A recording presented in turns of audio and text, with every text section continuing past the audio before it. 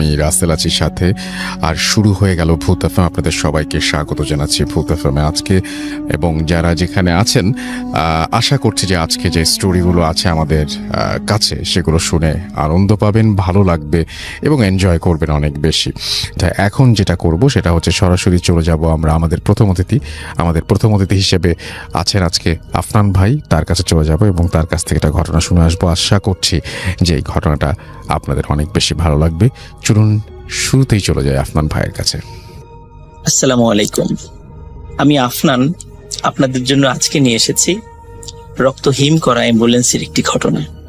আপনারা অনেকে অ্যাম্বুলেন্সের ঘটনা শুনতে চান, কিন্তু সবসময় অ্যাম্বুলেন্সের ঘটনা ম্যানেজ করা সম্ভব হয় না।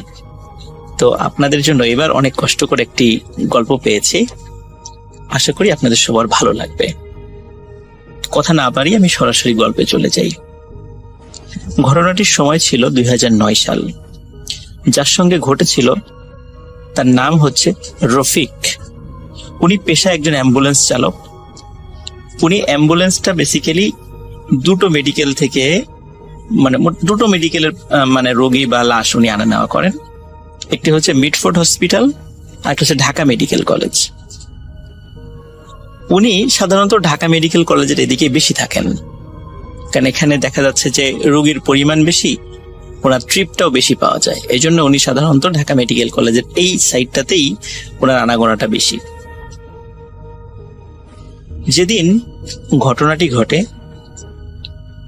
ওই তারিখটা ছিল হচ্ছে মঙ্গলবার এবং সময়টা ছিল আগস্ট মাস। তো এমন একটি সময়ে, ওই সময় প্রচন্ড গরম ছিল, গরমকাল বেশ, কারণ আগস্টে তো আমাদের এখানে বেশ বাংলাদেশে কিন্তু বেশ গরম থাকে। ওই সময়ে রাত বাজে প্রায়, ওনার ভাষ্য অনুযায়ী রাত বাজে তখন প্রায় 11টা।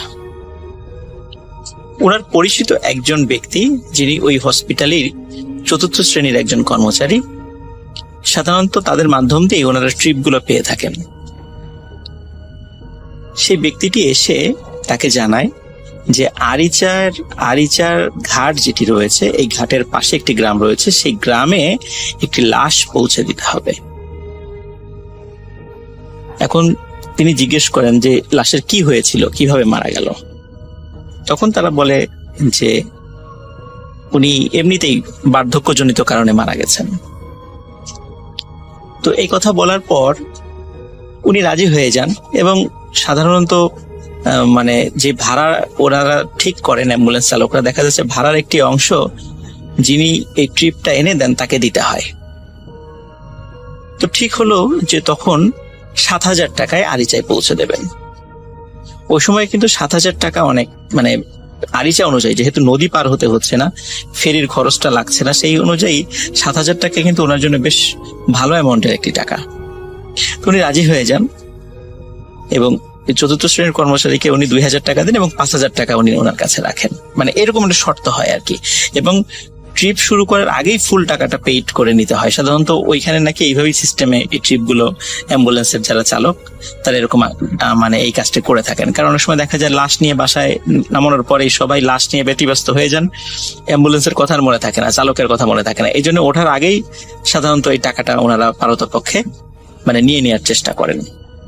যখন লাশটি নিয়ে আসা হয়, লাশের সাথে 4 জন লোক ছিল, 3 জন পুরুষ এবং 1 জন মহিলা।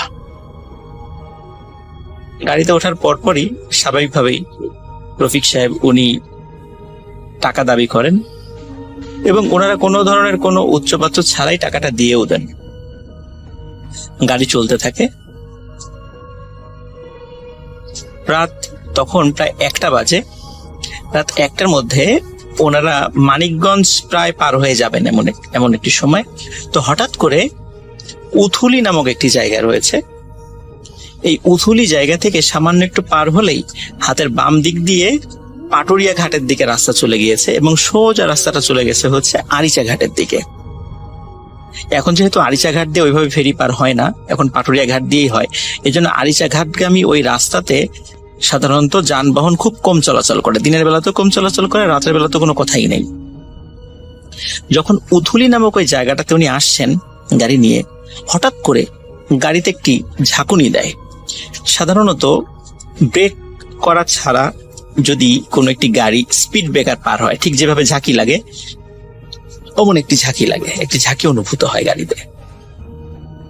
তখন ঝাঁকি খেয়ে সাধারণত দেখা যাচ্ছে যে গাড়ির যাত্রীরা একটু কথা বলে ওঠেন যে এই আসতে চালাও।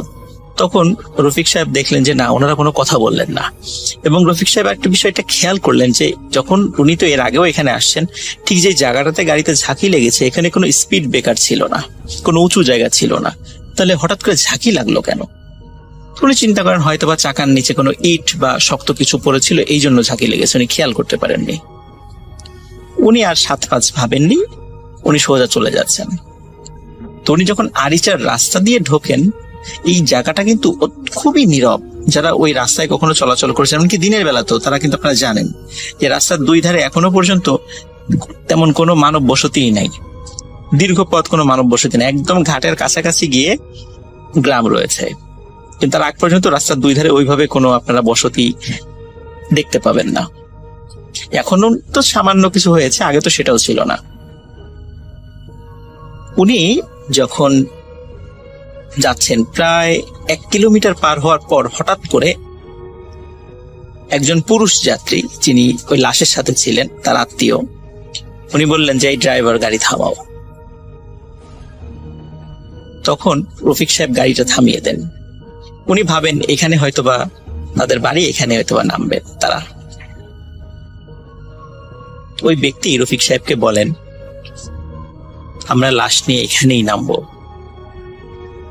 রফিক সাহেব স্বাভাবিকভাবে গাড়ি থেকে নামেন, পেছনের যে ব্যাক ডালাটা আছে সেটা খুলে দেন এবং স্ট্রেচারে করে লাশটা নামান। নামানোর পরে রফিক সাহেব অবাক হয়ে দেখেন যে আশেপাশে কোনো ঘর বাড়ি নাই। তখন জিজ্ঞেস করলেন যে আপনাদের বাড়ি কোথায়?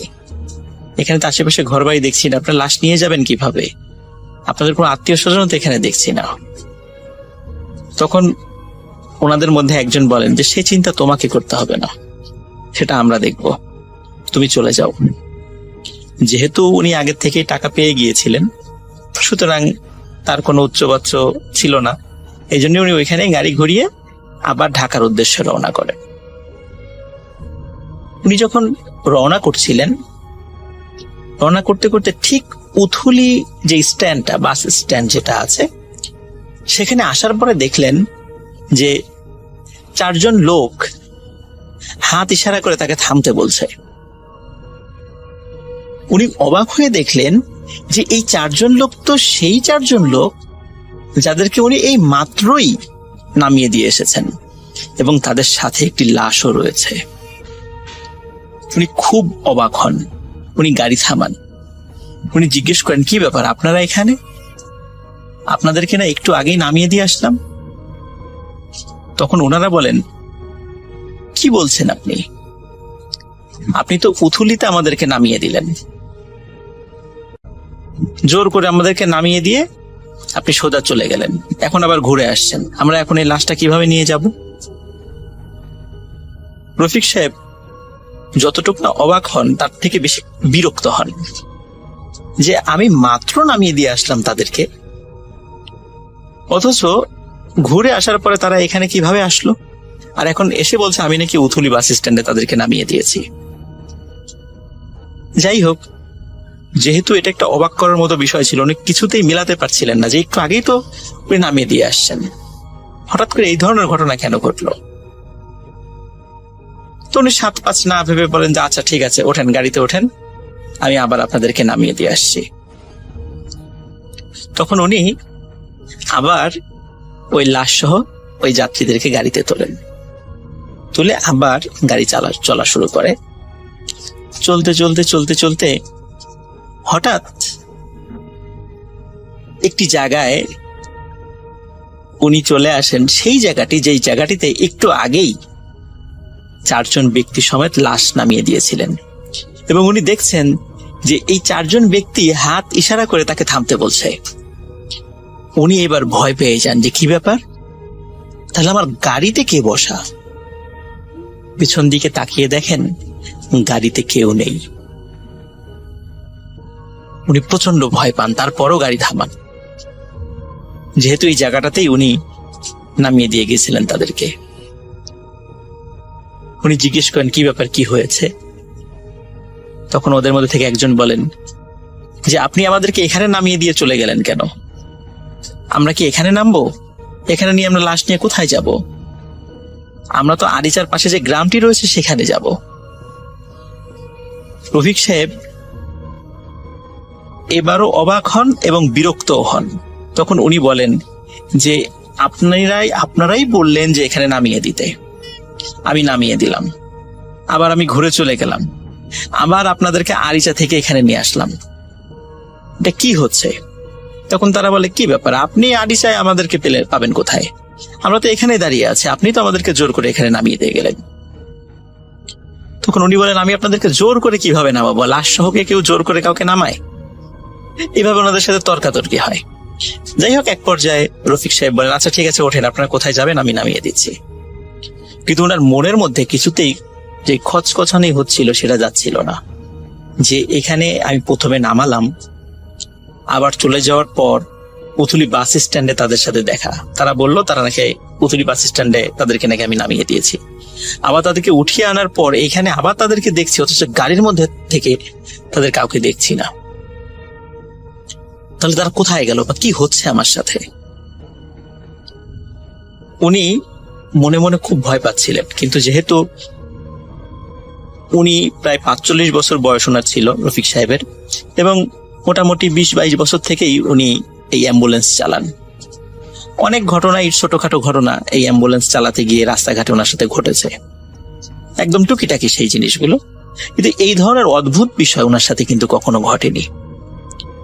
উনি গাড়ি চালাচ্ছিলেন, প্রায় 1.5 কিলোমিটার যাওয়ার পর হঠাৎ একজন বলেন যে একটু গাড়িটা থামান। তখন রফিক সাহেব বলেন যে এখানে কি আপনারা নামবেন? বলে না, এখানে নামবো না, আমাদের একটি কাজ আছে। এই কথা বলে একজন নামেন, অন্যরা গাড়িতে থাকেন। এখন রফিক সাহেবের ওনার একটু প্রাকৃতিক ডাকে সাড়া দেওয়ার প্রয়োজন ছিল, তো উনি মাত্র কয়েক মিনিটের সময় নিয়ে উনি আবার গাড়ির কাছে ফিরে আসেন।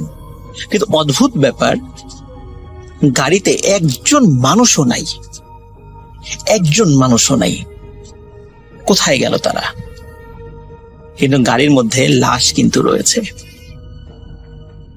রফিক সাহেব চিন্তা করছেন যে মাঝে মাঝে কিন্তু এরকম লাশ দিয়ে ধোকা দিয়ে অনেক সময় গাড়ি ছিনতাইয়ের ঘটনা ঘটে, ওনার সাথে সেই ধরনের ঘটনা ঘটছে না তো?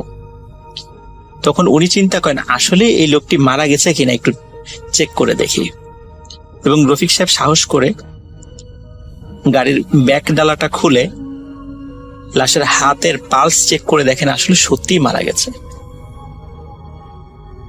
এবং লাশের উপরের কাপড়টা সরিয়ে দেখেন যে সেটা একটা পুরুষ মানুষের লাশ, বয়স 70 বা 80 হবে এমন বয়স। তো দেখে মনে হচ্ছিল উনি স্বাভাবিকভাবেই মারা গেছেন। তখন উনি চিন্তা করলেন যে আসলেই তো এটা লাশ, এখানে লাশ দিয়ে ধোকা দেওয়ার তো কিছু নাই, কিন্তু লোকগুলো কোথায় গেল? উনি অনেক ডাকাডাকি করার পরেও কোনো লোককে দেখতে পেলেন না। ওদিকে উনি খেয়াল করছিলেন যে আরিচা ঘাট খুব বেশি দূরে নয়। তখন উনি চিন্তা করলেন যে যেহেতু কাউকে পাওয়া যাচ্ছে না, তাহলে আমি গাড়িটি চালিয়ে আরিচা ঘাটের কাছে চলে যাই, ওখানে গেলে হয়তোবা কোনো মানুষ পাবো, তাদের কাছে জিজ্ঞেস করলেই এই লোককে দেখালে বলে দিতে পারবেন যে উনি কোন বাড়ির বা কোন গ্রামের, হয়তো অনেকেই চিনবেন তাকে। এই চিন্তা করে উনি গাড়ি স্টার্ট দিলেন। গাড়ি স্টার্ট দেওয়ার পর উনি আরিচা ঘাটের কাছে চলে আসেন এবং দেখেন ওখানে বেশ 2-1 লোক, বিশেষ করে ওই যারা বাজারের যে পাহারাদার বা চৌকিদার, তারা সেখানে আছে। তখন গাড়ি থামিয়ে তাদের একজনকে ডাকলেন। ডাকার পরে বললেন যে আচ্ছা আপনি কি বলতে পারবেন এই যে ভিতরে আমার গাড়ির মধ্যে যে লাশ রয়েছে এটি আপনাদের এলাকার কার লাশ? তখন 2জন চৌকিদার খুব অবাক হয়ে রফিক সাহেবের দিকে তাকান, বলে যে লাশ? কোথায় লাশ? তখন এই যে আমার গাড়িতে। আপনার গাড়ি কোনো লাশ দেখছি না। সত্যি রফিক সাহেব পিছন দিকে তাকিয়ে দেখেন গাড়িতে কোনো লাশ নেই। রফিক সাহেব মারাত্মক ভয় পেয়ে যান। ভয় পাওয়ার পরে ওই চৌকিদারকে সবকিছু খুলে বলেন যে এই ঘটনা ওনার সঙ্গে ঘটেছে। তখন চৌকিদার বলেন যে আমরা তো এই গ্রামের খুবই পুরাতন বাসিন্দা, এখানে এমন কোন লোক মারা গিয়েছে বলে তো আমরা জানি না। একথা শুনে রফিক সাহেব চিন্তা করেন হয়তোবা ওনারা জানেন না, এটা হতেই পারে। কিন্তু এই যে যে ঘটনাগুলো ঘটছিল এগুলো আসলে কেন ওনার সাথে ঘটছিল উনি কিছুতেই বুঝতে পারছিলেন না, কোনো হিসাব মিলাতে পারছিলেন না। উনি ওই দিন আর গাড়ি নিয়ে ঢাকায় যেতে পারেননি। উনি মানসিকভাবে খুব বিপর্যস্ত হয়ে পড়েন এবং ওনার ওই বিপর্যস্ততা দেখে আরিচাঘাটের দুইজন চৌকিদার তারা তাকে গাড়িটা পার্কিং করার ব্যবস্থা করে এবং রেস্ট নেওয়ার জন্য তাদের যে বিশ্রামের যে জায়গাটা আছে সেটা ছেড়ে দেয়, বলে যে আপনি এখানে বিশ্রাম করেন। এবং বিশ্রাম করার পর সকালবেলা যখন উনি ওঠেন রফিক সাহেব, তখন আশেপাশে অনেক লোক আসে, সবাই কৌতূহল হয়ে তাকে প্রশ্ন করতে থাকেন যে আসলে কি ঘটনা ঘটেছিল। উনি আবারও সেটা খুলে বলেন। তখন একজন লোক বলেন যে হ্যাঁ, আমাদের পাশের গ্রামে একজন মুরব্বী মারা গিয়েছে, কিন্তু সে যতটুকু জানে যে রাত প্রায় 3টার দিকে তার জানাজা হয়েছে এবং জানাজা করার পর তাকে কবরস্থও করা হয়েছে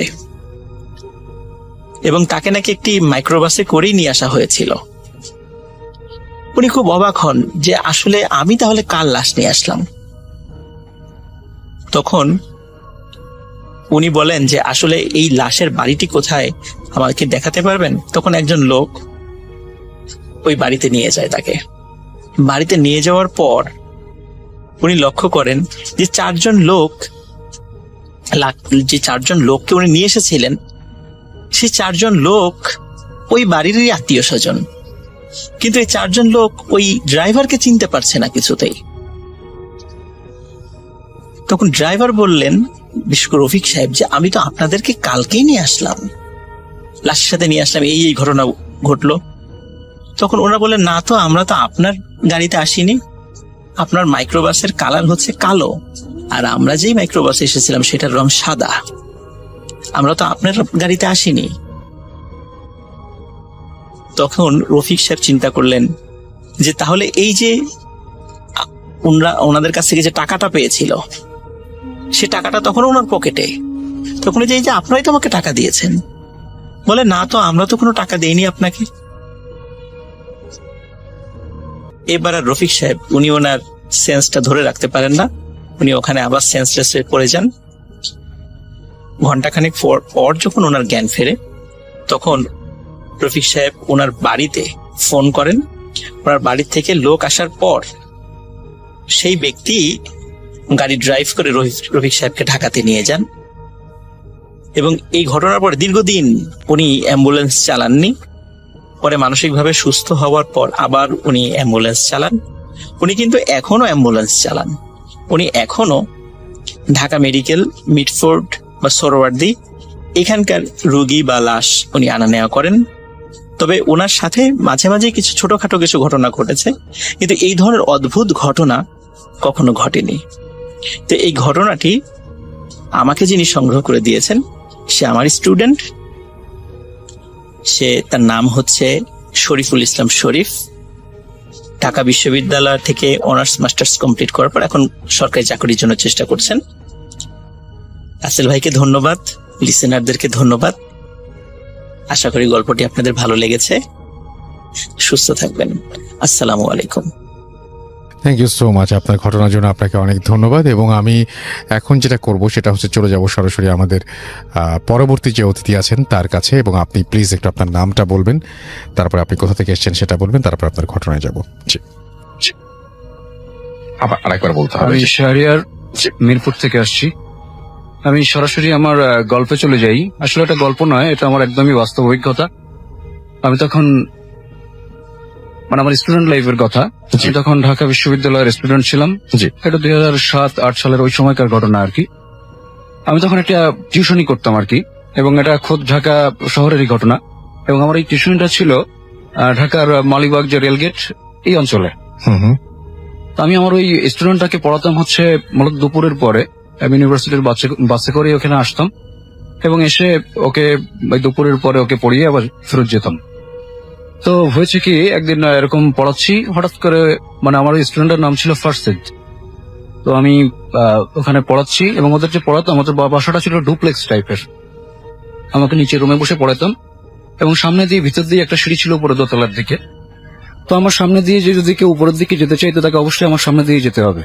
তো একদিন আমি গিয়েছি, গিয়ে বেশ কিছুক্ষণ বসে আছি, ফারসেদ খবর নেই, আমার স্টুডেন্টের খবর নেই।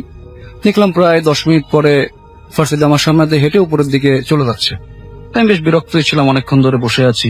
বলি, ফারসেদ, আমি এতক্ষণ ধরে বসে আছি, তুমি কোথায় ছিলে? তো প্রত্যেকদিনই ফারসেদ ঝুঁকে আমাকে সালাম দিয়ে যায়, স্যার আসসালামু আলাইকুম বলে যায়। বাট এই দিন সে আমাকে আর সালাম দিল না, জাস্ট একেবারে খুব আস্তে আস্তে আমার দিকে মানে তাকালো। আমি চোখের দিকে তাকালাম, দেখলাম চোখটা কেমন যেন একটু ফ্যাকাশে। তো আমি ওই সময় আর খুব বেশি গুরুত্ব দিই নাই। ফারসেদ উপরে চলে গেল। প্রায় 5-10 মিনিট হয়ে গেল, ফারসেদের কোনো খবর নেই। এরপর দেখি ফারসেদ আবার নিচ থেকে গান গাইতে গাইতে আসছে। তখন আমার হঠাৎ করে খুব আমি রেগে গিয়েছি। বলে, ফারসেদ, তুমি একটু আগে উপরে গেলা, আবার কোন দিক দিয়ে নিচে গেলা? তো ফারসেদ তো অবাক, কই স্যার, আমি তো এইমাত্র বাইরে খেলা করছিলাম, আমার আম্মা তো আমাকে ডেকে আনলো। কি বলো, তুমি না উপরের দিকে গেলা, আমি তোমাকে দেখলাম। তো আমার এই কথা ওর মা নিচ থেকে হয়তো শুনতে পেয়েছে। তো উনি আবার এসে আমাকে বলতো, স্যার আর কি হয়েছে?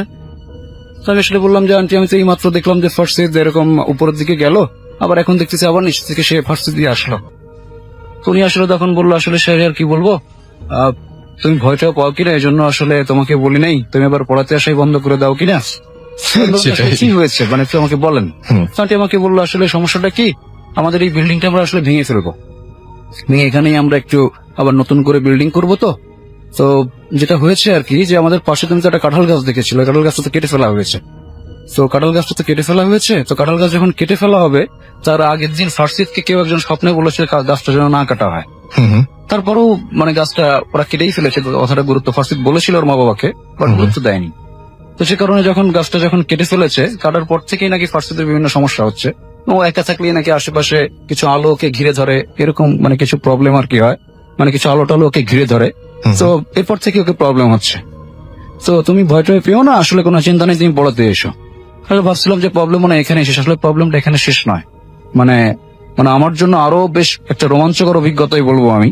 সেটা হচ্ছে কিছুদিন পরে হঠাৎ করে ফারসেদের মা আমাকে আবার ফোন দিল, আন্টি ফোন দিয়ে বলে, তুমি তো দুপুরবেলা আসো, আমরা আমি এবং তোমার আঙ্কেল দুজনে একটু ডাক্তারের কাছে যাওয়া দরকার, আর ফারসেদকে নিয়ে যেহেতু প্রবলেম হচ্ছে, তো ওকে একা রেখেও যেতে পারছি না। তুমি এক কাজ করো, তুমি আজকে দুপুরবেলা না, তুমি আজকে সন্ধ্যার পরে আসো, এবং তুমি আসলে আমরা ডাক্তারের কাছে যাব, এবং আমরা ফেরত না আসা পর্যন্ত তুমি থেকে যাবা এবং রাতের ডিনারটা আমাদের সঙ্গে করে যেও। ওকে। তো আমি ওই দিন সন্ধ্যার পরে গেলাম এবং আমার খুব ভালো মনে আছে, জানুয়ারি মাস এবং বেশ ঠান্ডা। এবং ওই দিন আমি আগে ফারসেদকে পড়াতে বসেছি ওর রুমের মধ্যে, ওর নিজের রুমের মধ্যেই পড়াতে বসেছি, এবং বেশ ঠান্ডা, যেহেতু এসি ফ্যান এগুলো সবই বন্ধ। তো আর শীতকালে কারেন্টও যায় না। তারপরেও মা বলে গেল, আসলে যেহেতু সমস্যা হচ্ছে, এটা কাজ করো, হাতের কাছে যে দুটো মোমবাতি রেখে গেলাম আর দেশলাইও রেখে গেলাম, যদি এমার্জেন্সি হঠাৎ করে কারেন্ট চলে যায় তুমি এটা জ্বালায় নিও। তো টেবিলের মধ্যে ফারসেদ আমার উল্টা পাশে বসেছে, আমি উল্টা পাশে বসেছি। তো আন্টিরা চলে গেল।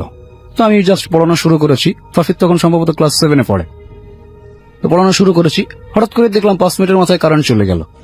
আমার কাছে একটু অস্বাভাবিক মনে হলো। আমি বাইরে দিয়ে বাইরে জানলা দিয়ে তাকালাম, আশেপাশে সব বাড়িতে কারেন্ট লাইট জ্বলছে। তো আমি তো একটু অবাক হয়েছি।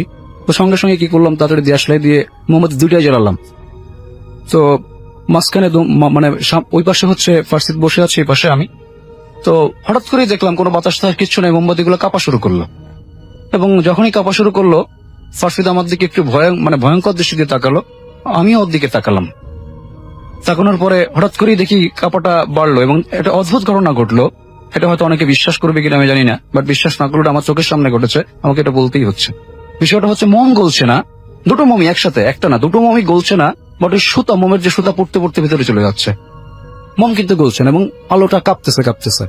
আমি তো ভয় পেয়ে গেছি। আর ওই যে আগের দিনের যে ঘটনা ঘটেছে, তারপর থেকে মোটামুটি আমি ঢোকার আগে আয়াতুল কুরসি পড়ে ঢুকতাম আর কি। তো আমি এটা দেখেই মোটামুটি আয়াতুল কুরসি পড়া শুরু করেছি, এবং পড়তে পড়তে সাহস করে দুটো মোমই 2 হাত দিয়ে একবারে ধরেছি। এবং দুটো মোম যখনই আমি হাত দিয়ে টাচ করলাম, তার মোটামুটি কয়েক মুহূর্ত পরেই দেখলাম যে মোমবাতিগুলো আস্তে আস্তে স্বাভাবিক হয়ে গেল, এবং তার 2-4 মিনিট পরে কারেন্টও চলে আসলো।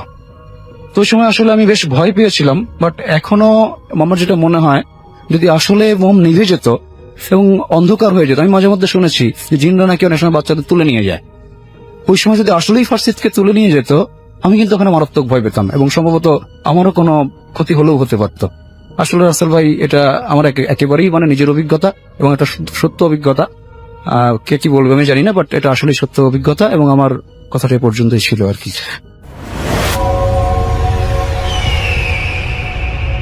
আমি রাস্তেল আছি সাথে, এবং এই মুহূর্তে আমাদের সঙ্গে আছেন হাফেজ মাইনুদ্দিন ভাই। আমরা কথা না বাড়িয়ে সরাসরি চলে যাব তার কাছে। জি, ওয়ালাইকুম ভাইয়া।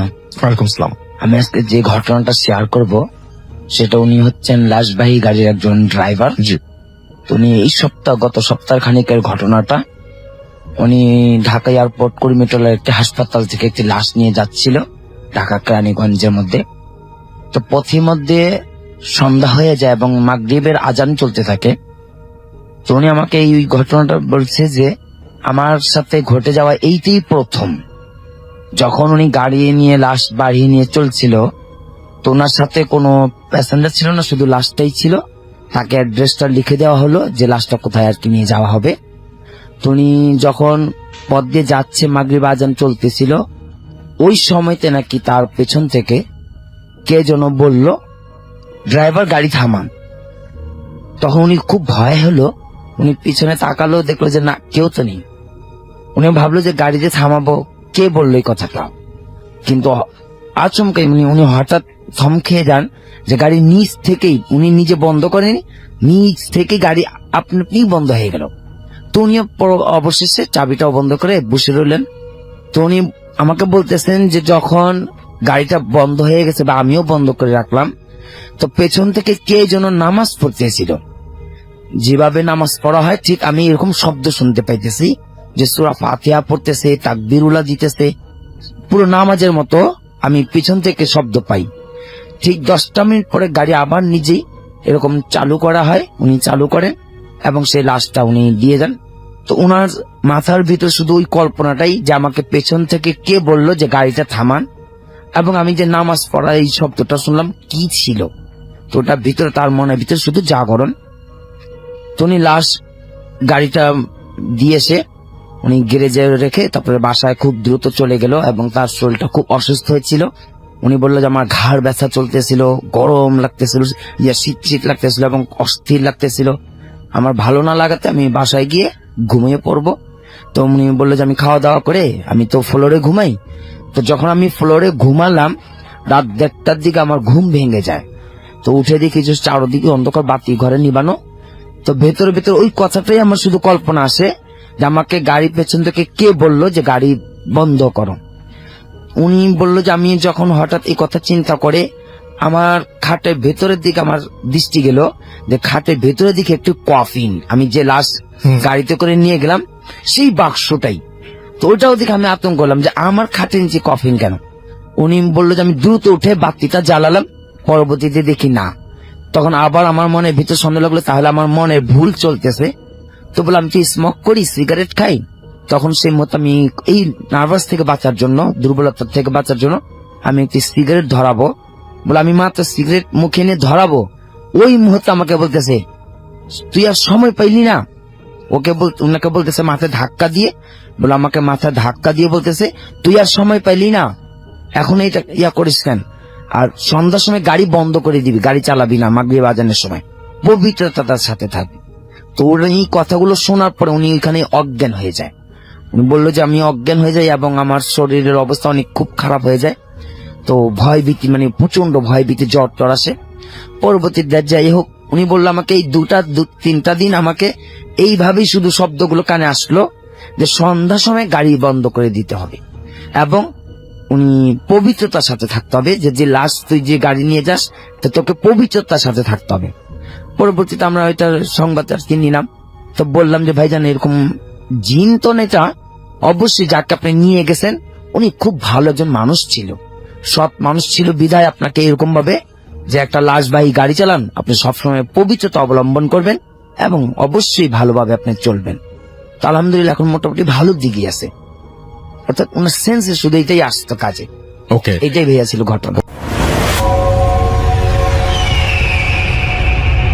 Thank you so much. আপনার ঘটনার জন্য আপনাকে অনেক ধন্যবাদ। এবং আমি এখন যেটা করব সেটা হচ্ছে চলে যাব সরাসরি আমাদের পরবর্তী যে অতিথি আছেন তার কাছে, এবং আপনি প্লিজ একটু আপনার নামটা বলবেন, তারপর আপনি কোথা থেকে এসেছেন সেটা বলবেন, তারপর আপনার ঘটনায় যাব। জি। রাসেল ভাই, আসসালামু আলাইকুম। আমি রিপন, আমি এসেছি আদিতমণি থেকে।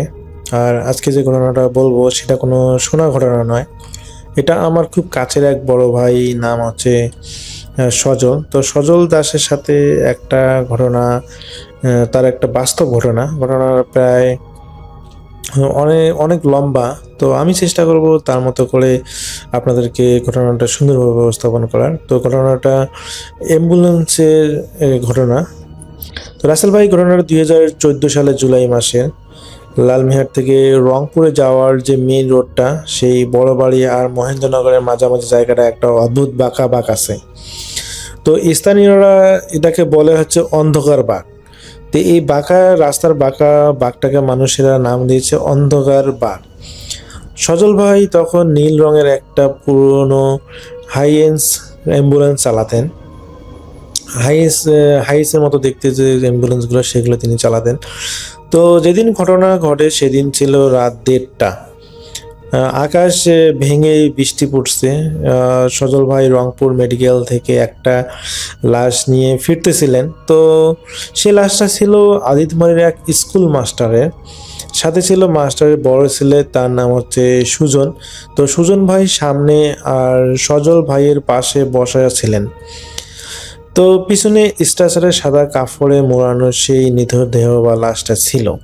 তো রাসেল ভাই গাড়ি যখন রাজবাড়ির বাজার পার হলো, বড় বাড়ি বাজার যখন পার হলো, তখন হুট করে অ্যাম্বুলেন্সের ভিতরে সব আলো নিভে গেল। সজল ভাই সুইচ টেপাটিপি করলেন, কিন্তু কোনো কাজ হলো না। হেডলাইটটার আলো যেন ক্রমশ ঝাপসা হয়ে আসছিল। তো হঠাৎ সুজন ভাই চিৎকার দিয়ে উঠলেন, সজল ভাই ব্রেক চাপেন। তো সজল ভাই হার্ড ব্রেক কষলেন তার গাড়ির, এবং হেডলাইটের ম্লান আলোয় দেখা গেল রাস্তার মাঝখানে একটা মানুষ দাঁড়িয়ে আছে। আর এটা দেখেই আসলে তার পাশে থাকা যে মাস্টার ছেলের সুজন ছিল, উনি আর কি সজল ভাইকে কষা ব্রেক চাপতে বললেন বা গাড়ি থামাতে বললেন। তো সাথে সাথে তিনি গাড়িটা থামান এবং কষা ব্রেক ছেড়ে থামান। যখন সজল ভাই দেখেন যে সত্যি সত্যি একটা রাস্তার মাঝে একটা মানুষ দাঁড়িয়ে আছে, তার সারা শরীর কাদায় মাখা, পরনে একটা ছেঁড়া সাদা লুঙ্গি। সজল ভাই খুবই বিরক্ত হয়ে জানালা নামিয়ে বলেন, ওই মিয়া, মরতে চান নাকি? রাস্তার মাঝে খাড়ায় আছেন কেন? আর আমার গাড়ির সামনে কি মরার জন্য এত ইচ্ছা? তো এটা বললেন আর কি সজল ভাই। লোকটা কোনো কথা বলল না, সে ধীরে ধীরে অ্যাম্বুলেন্সের সামনে দিয়ে হেঁটে ড্রাইভারের জানালার কাছে এলো। তার মুখটা ছিল কুচকানো, মনে হচ্ছিল চামড়াগুলোকে পুড়িয়ে দিয়েছে। সে কাঁপা কাঁপায় গলায় বলল, বাবা, আমাকে একটু সামনে নামিয়ে দিবা? সে লোকটা এভাবে বলল যে, বাবা, আমাকে একটু সামনে নামিয়ে দিবা, আমার খুব শীত করতেছে। তো সুজন ভাই, উনি একটু খুব সাধারণ মানুষ ছিলেন, খুবই দয়াপ্রবণ তার মাঝে খুবই ছিল। তো সুজন ভাই সজল ভাই বৃষ্টিতে ভিজতেছে লোকটা তুলে নেন, আর এটা আর কি সুজন ভাই বললো, যে তিনি রিকোয়েস্ট করলো এক কথা। তো সামনে তো মহেন্দ্রনগর বাজার, ওখানে নামাই দিব না হয়। তো এটা চিন্তা করলেন সুজন ভাই এবং সজল ভাইকে রিকোয়েস্ট করলেন। তো সজল ভাই এখন তার ইচ্ছা ছিল না যে লোকটাকে নিবে। তো তারপরও তিনি আসলে পিছনের দরজার লকটা খুলে দিলেন এবং লোকটা পিছনে উঠে বসলো। অ্যাম্বুলেন্স আবার চলতে শুরু করলো। কিন্তু রাসেল ভাই, ঠিক কয়েক মিনিট পর থেকে শুরু হলো আসল ঘটনা। গাড়ির ভিতরে একটা পচা নর্দমার গন্ধ ছড়িয়ে পড়লো। সুজন ভাই লুকিং গ্লাসের পিছনের দিকে তাকিয়ে পাথর হয়ে গেলেন। তিনি দেখলেন সেই লোকটা সিটে বসেনি, সে যে স্ট্রেচারে শোয়ানো সেই মৃত লাশের উপর হয়ে শুয়ে আছে। তার মুখটা মৃতদেহের গলার কাছে, এবং মনে হচ্ছিল সে যেন মৃতদেহের বা মৃত ব্যক্তির কাছে যে কিছু কিছু চুষে খাচ্ছে বা কিছু বের করার চেষ্টা করতেছে। তো সুজন ভাই ফিসফিস করে বলল, সজল ভাই, পিছনে তাকান। তো সজল ভাই যখন পিছনে তাকালেন, তিনি দেখলেন এবার তার দিকে মাথা ঘুরলো সেই লোকটি। তো রাসেল ভাই, লোকটার চোখ নেই, চোখের জায়গায় টকটকে লাল দুটো গর্ত, এবং সে যখন দেখলো যে দুজনে তার দিকে তাকাচ্ছে মাথা ঘুরিয়ে, সেই লোকটা তার মুখে এক বিশ্রী হাসি দিল, এবং সেই বিশ্রী হাসির সাথে তার মুখ থেকে রক্ত পড়তে লাগলো। তো সজল ভাই ভয়ে গাড়ির নিয়ন্ত্রণ হারিয়ে ফেললেন। তিনি গাড়িটা রাস্তার পাশে একটা খাদে নামাতে বেঁচে গেল। মানে এখানে তিনি গাড়ির নিয়ন্ত্রণ হারিয়ে গাড়িটা একটা খাদে যে পড়ে যায়, যার কারণে গাড়ির একটু সামান্য ক্ষতি হলো, তাদের আসলে কোনো ক্ষতি হয় নাই। তো তিনি যখন হঠাৎ পিছনে স্টেশনের দিকে একটা বিকট শব্দ শুনতে পান, এবং যে পিছনে যখন তাকান তখন দেখেন যে সেই কাপড়ের সেই যে মৃত ব্যক্তিটার কাপড় দিয়ে মোড়ানো ছিল, সেই লোকটার কাপড় ছিঁড়ে গেছে। এবং সজল ভাই আর সুজন ভাই দুজনেই সাহস করে যখন পিছনে টর্চ দিয়ে দেখার চেষ্টা করলেন যে আসল ঘটনা কি, তারা যা দেখলেন তা দেখার জন্য কোনো মানুষ, পৃথিবীর মানুষই প্রস্তুত থাকবে না। তো স্ট্রেচার বলতে এখানে বোঝাচ্ছে যে এই জিনিসটা দিয়ে মানুষ লাশ হলো নেওয়া, মানে এক জায়গা থেকে এক জায়গায় হস্তান্তর করার জন্য যে একটা টেবিলের মতো যে একটা জিনিস, সেটাকে স্ট্রেচার বলে। যাই হোক, তো সেই স্ট্রেচারে যে লাশটাকে রাখা ছিল, স্কুল মাস্টারে যে লাশটা রাখা ছিল, এখন তিনি মৃত থেকে জীবিতর মতো হয়ে বসে আছেন। আর তার সামনে একটু আগে যে লোকটা উঠেছিল, মানে কাদা গায়ে মাখা অদ্ভুত লোকটি, সেই লোকটি হাঁটু করে বসে আছে চাটাইয়ে। তো মাস্টার মশাইয়ের চোখ দুটো যখন সম্পূর্ণ সাদা, তিনি ভাঙা গলায় বললেন, সজল, গাড়ি থামালি কেন? মানে এইভাবে একটা কর্কশ গলায় তিনি সজলের উদ্দেশ্যে বললেন। তো রাসেল ভাই, সুজন ভাই আর সজল ভাই তো তখন গাড়ি থেকে দিলেন এক লাফ, দিয়ে দিলেন এক দৌড়, কারণ তারা ইতিমধ্যে বুঝতে পেরেছিলেন যে এখানে তাদের কথা বলার কোনো সুযোগ নেই। তারা দুজনেই বুঝতে পারতেছিলেন যে এখানে যা কিছু হচ্ছে এটা অস্বাভাবিক এবং অভৌতিক কিছু, এবং তারা দুজনেই দেন এক দৌড়। তো বৃষ্টির মধ্যে অন্ধকারের ভিতর তারা প্রায় 1 কিলোমিটার দৌড়ে মহেন্দ্রনগর বাজারে পৌঁছান। সেখানে টহলরত পুলিশকে সব খুলে বলেন তারা দুজনে। পুলিশ যখন সেখানে গেল, তারা দেখলো অ্যাম্বুলেন্সটা রাস্তার ধারে দাঁড়িয়ে আছে। অথচ রাসেল ভাই বিশ্বাস করবেন কিনা জানি না, যখন সজল ভাই গাড়ির নিয়ন্ত্রণ হারিয়েছিলেন, তিনি গাড়িটা একটা খাদের মধ্যে যে ফেলে দেন, এবং সেখানে গাড়িটা থেমে যায়, এবং তার পরবর্তীতে তারা বিভিন্ন সমস্যাগুলো দেখতে পান। কিন্তু এখন দেখা যাচ্ছে যখন পুলিশের সাথে যখন নিয়ে আসছেন, তখন দেখে গাড়িটা রাস্তার সাইডে দাঁড়ানো, এবং আশ্চর্যজনক বিষয় হচ্ছে যে গাড়িটার ইঞ্জিন এখনো স্টার্ট করা, আর সাইরেনটাও বাজছে। উপরে লাল সবুজ নীল রঙের যে সাইরেনটা, সেটাও ঠিকঠাকভাবে বাজছে এবং আলো দিচ্ছে।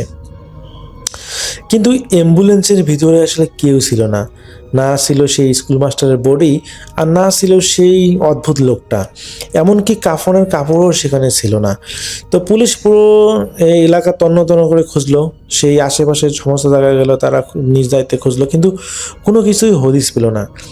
পরের দিন সকালে ওই মহেন্দ্রনগরের শ্মশানের কাছে একটা পুরনো বটগাছের মগ ডালে সেই কাফনের কাপড় পরা সেই লাশটাকে ঝুলতে দেখা যায়, আর তার নিচে পাওয়া যায় সুজন ভাইয়ের বাবার মৃতদেহটা। যে মৃতদেহটা অ্যাম্বুলেন্সে ছিল, এখন সেই মৃতদেহটা সেই মগডালা গাছের নিচে পাওয়া যাচ্ছে। কিন্তু রহস্য আসলে এখানেই শেষ না রাসেল ভাই। লাশের ময়না তদন্ত দেখা যায় লোকটা হৃদযন্ত্র, মানে শ্বাস নিঃশ্বাস বন্ধ হয়ে মারা গেলেও তার শরীরের প্রতিটা হাড় নাকি ভিতরে ভিতরে চূর্ণ বিচূর্ণ হয়ে গেছিল, যেন কোনো অমানুষিক শক্তি তাকে নিংড়ে ফেলেছে। আজও যদি কেউ গভীর রাতে লালমনিরহাটের সেই অন্ধকার বাঁকে আটকা পড়ে, তবে নাকি শুনতে পায় একটা ভাঙা সাইরেনের শব্দ, যেন কোনো অ্যাম্বুলেন্সের ভাঙার সাইরেনের শব্দ। আর কুয়াশার ভিতর থেকে কেউ একজন হাত নেড়ে বলে, বাবা, আমাকে একটু সামনে নামিয়ে দিবা। তো রাসেল ভাই, সুজন ভাই এবং সজল ভাইয়ের ছিল এই একটা অ্যাম্বুলেন্সের একটা ভৌতিক অভিজ্ঞতা। আমি জানি না ঘটনাটা আপনাদের কাছে কেমন লেগেছে, আর ঘটনা আমি চেষ্টা করেছি সুজন ভাই আমাকে যেভাবে ঘটনাটা বলেছেন, আমি চেষ্টা করেছি আপনাদের মাঝে সেভাবে ঘটনাটা উপস্থাপন করার। তো রাসেল ভাই, এই ছিল আমার ঘটনা।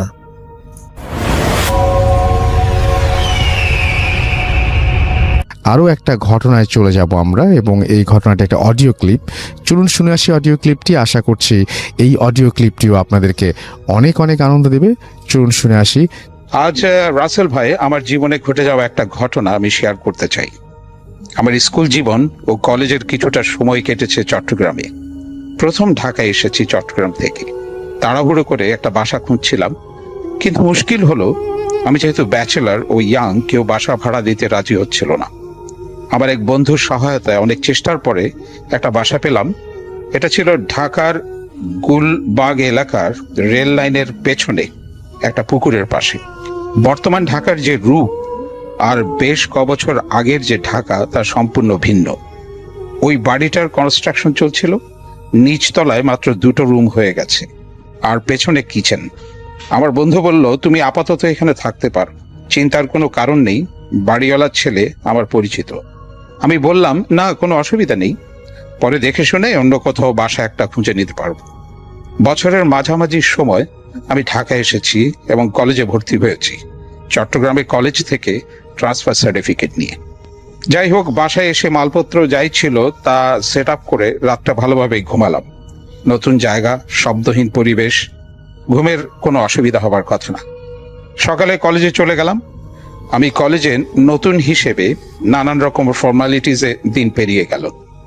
গুলবাগের মোড়ে 2টো রেস্টুরেন্ট ছিল, একটা থেকে খাবার কিনে নিয়ে এসে খেলাম। পড়াশোনার পাট চুকাতে মধ্যরাত হয়ে গেল। কিচেনটা তখনও সম্পূর্ণ হয়নি, তাই ওখানে কোনো লাইটের কোনো ব্যবস্থা ছিল না। নিচে শুকিয়ে যাওয়া ডোবার মধ্যে পিলারের উপরে কিচেনটা তৈরি হচ্ছিল।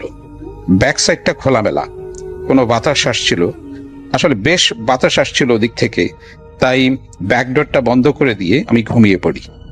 মধ্যরাতের যে ট্রেনটা ওখান দিয়ে যায়, শব্দ করে সেটা চলে গেল। হঠাৎ করে মনে হলো কে যেন আমার কিচেন সাইডের দরজাটা খোলার চেষ্টা করছে।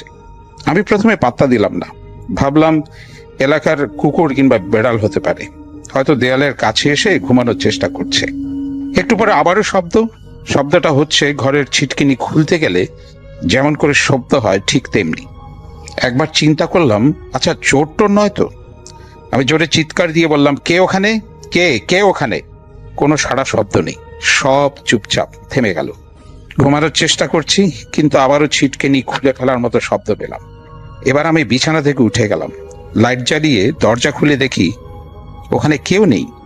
ওই সাইডটা তো পুকুর আর পানি, ওখানে কোনো ঘর বাড়িও নেই।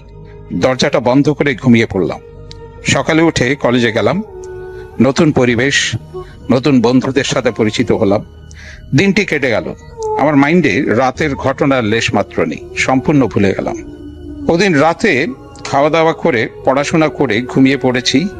অল্পক্ষণ হয়তো ঘুমিয়েছি, হঠাৎ টের পেলাম কে যেন আমার পাশে এসে বসলো। আমি চোখ খুললাম, দেখতে পেলাম একটি নারী অন্ধকারে সাইড হয়ে আমার বিছানায় বসে আছে। বেশ হালকা পাতলা, লম্বা চুল। আমি তাড়াহুড়ো করে বিছানার মধ্যে উঠে বসলাম। আশ্চর্যের ব্যাপার, আমার উঠে যাওয়া দেখে ওই মেয়েটা ওখান থেকে সরছিল না। আমি বুঝতে পারছিলাম না কি করব। এখানে মেয়েটি এলো কি করে? দরজা জানলা সব তো বন্ধ, সে কি করে এলো? আমার গলা থেকে অদ্ভুত আওয়াজ বেরিয়ে এলো, তুমি কে? তারপর দেখি সে বিছানা থেকে উঠে দরজা দিয়ে বেরিয়ে চলে গেল। পড়ি মোড়ে করে আমি গিয়ে রুমের লাইটটা জ্বালিয়ে দিলাম। তাকিয়ে দেখি দরজা জানলা সব তো বন্ধ, রুমে কেউ নেই। বিছানায় বসে ভেবে কুল কিনারা করতে পারছিলাম না, এটা কি করে সম্ভব? আমার জীবনে যা কখনো ঘটেনি, আচ্ছা তাই ঘটলো। এটা যদি কোনো হিউম্যান হতো তাহলে তার পক্ষে এভাবে ইনভিজিবল হয়ে যাওয়া অসম্ভব। তাহলে ওটা কি ছিল? সারাটা রাত লাইট জ্বালিয়ে রাখলাম, চেষ্টা করলাম ঘুমাতে। সকালে আর কলেজে গেলাম না। আমার এক নানা থাকতেন মতিঝিল কলোনিতে। উনি নাম্বার NBR এর ওখানে একটা বিশেষ একটা সেলে উনি কাজ করতেন। নানা অনেক পরহেজগার মানুষ ছিলেন। ভাবলাম ওখানে গিয়ে নানাকে সবকিছু বলবো। ওনার বাসায় গিয়ে শুনি উনি অফিসে চলে গেছেন। ইয়ারলি ট্যাক্সেশনের মাস, তাই একটু আগে ভাগেই উনি অফিস চলে গেছেন। কিন্তু ওখানে পেলাম নানারই এক দুঃসম্পর্কের কাজিন। এই নানা বাংলাদেশ, ভারত যত রকমের যতগুলো মাজার শরীফ আছে এমন কোনো মাজারে নেই যে উনি যাননি। বলতে গেলে উনি মাজারেই পড়ে থাকেন, চাকরি বাকরি করতেন না। উনি কিভাবে চলতেন তা কেউ কিছু জানতো না। ওনার বয়স তখন আনুমানিক 50-এর মতো হবে, মাথায় একরাশ ঝাঁকড়া চুল। ওনাকে আমি অনেক বছর আগে চট্টগ্রামে দেখেছিলাম। এখানে দেখে আমি একটু অবাক হলাম। আমাকে দেখে উনি আমাকে চিনতে পারলো, বলল যে তুমি অমুকের ছেলে না? আমি বললাম জি। তো নানা তখন আমার দিকে কতক্ষণ তাকিয়ে থাকলেন, আমাকে বললেন, ও আচ্ছা আচ্ছা, তো তোমার সমস্যা কি? আমি বললাম, আমার আবার কি সমস্যা? তো উনি বললেন, তুমি ঢাকায় নতুন বাসায় উঠেছো না? আমি যে ঢাকায় নতুন বাসায় উঠেছি এটা এখনো আমার আত্মীয় স্বজন কেউ জানে না। আমি বললাম, আপনি কি করে জানেন? আমি তোমার ওখানে একটু যেতে চাচ্ছি। তোমার মা আমার অনেক আদরের ছিল, চলো আমি তোমার সাথে তোমার ওখানে যাব। ওনার আগ্রহ দেখে আমি রাজি হয়ে গেলাম। আমরা দুজন একটা রিক্সা নিলাম। যেতে যেতে উনি বললেন, যেখানে তুমি থাকো এটা তোমাকে কে ঠিক করে দিয়েছে? আমি বললাম, আমার এক বন্ধু এটা ঠিক করে দিয়েছে। বাড়িটা তারই এক বন্ধুর বাবার বাড়ি। ও আচ্ছা আচ্ছা, চলো গিয়ে দেখি কেমন বাসা। বাসায় পৌঁছার পর দরজা খুলতেই আমার নানা স্ট্রেইট বেডরুম পেরিয়ে কিচেনের দিকে চলে গেলেন। কিচেনে দাঁড়িয়ে এদিক ওদিক তাকলেন। ওনার চোখ দেখলাম লাল হয়ে উঠল। আমাকে বললাম, তুমি একটু দাঁড়ো, আমি আসছি। তাই বললাম, কোথায় যাচ্ছেন? উনি বললাম, আসছি। অবাক হলাম, কোথায় গেলেন উনি? একটু পরে দেখি একটা বড় ঠেলা গাড়ি নিয়ে উনি হাজির। আমাকে বললেন, মালপত্র যা আছে সব তাড়াতাড়ি এখানে তোলো। কি বলেন আপনি? মাত্র 2 দিন হলো আমি এখানে এসেছি।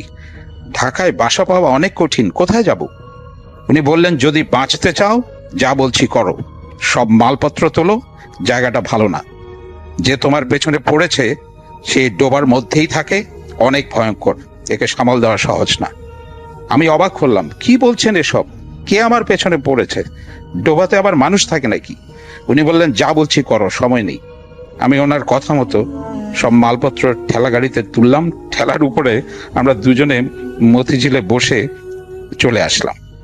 নানি ও মুহূর্তে রান্নায় ব্যস্ত ছিলেন। ওনাকে নানা বললেন, ওকে কদিন এখানে থাকতে দাও, আমি একটু বেরোচ্ছি, ওকে ঝাড়ফুঁক করতে হবে। নানি বললেন, কেন, কি হয়েছে?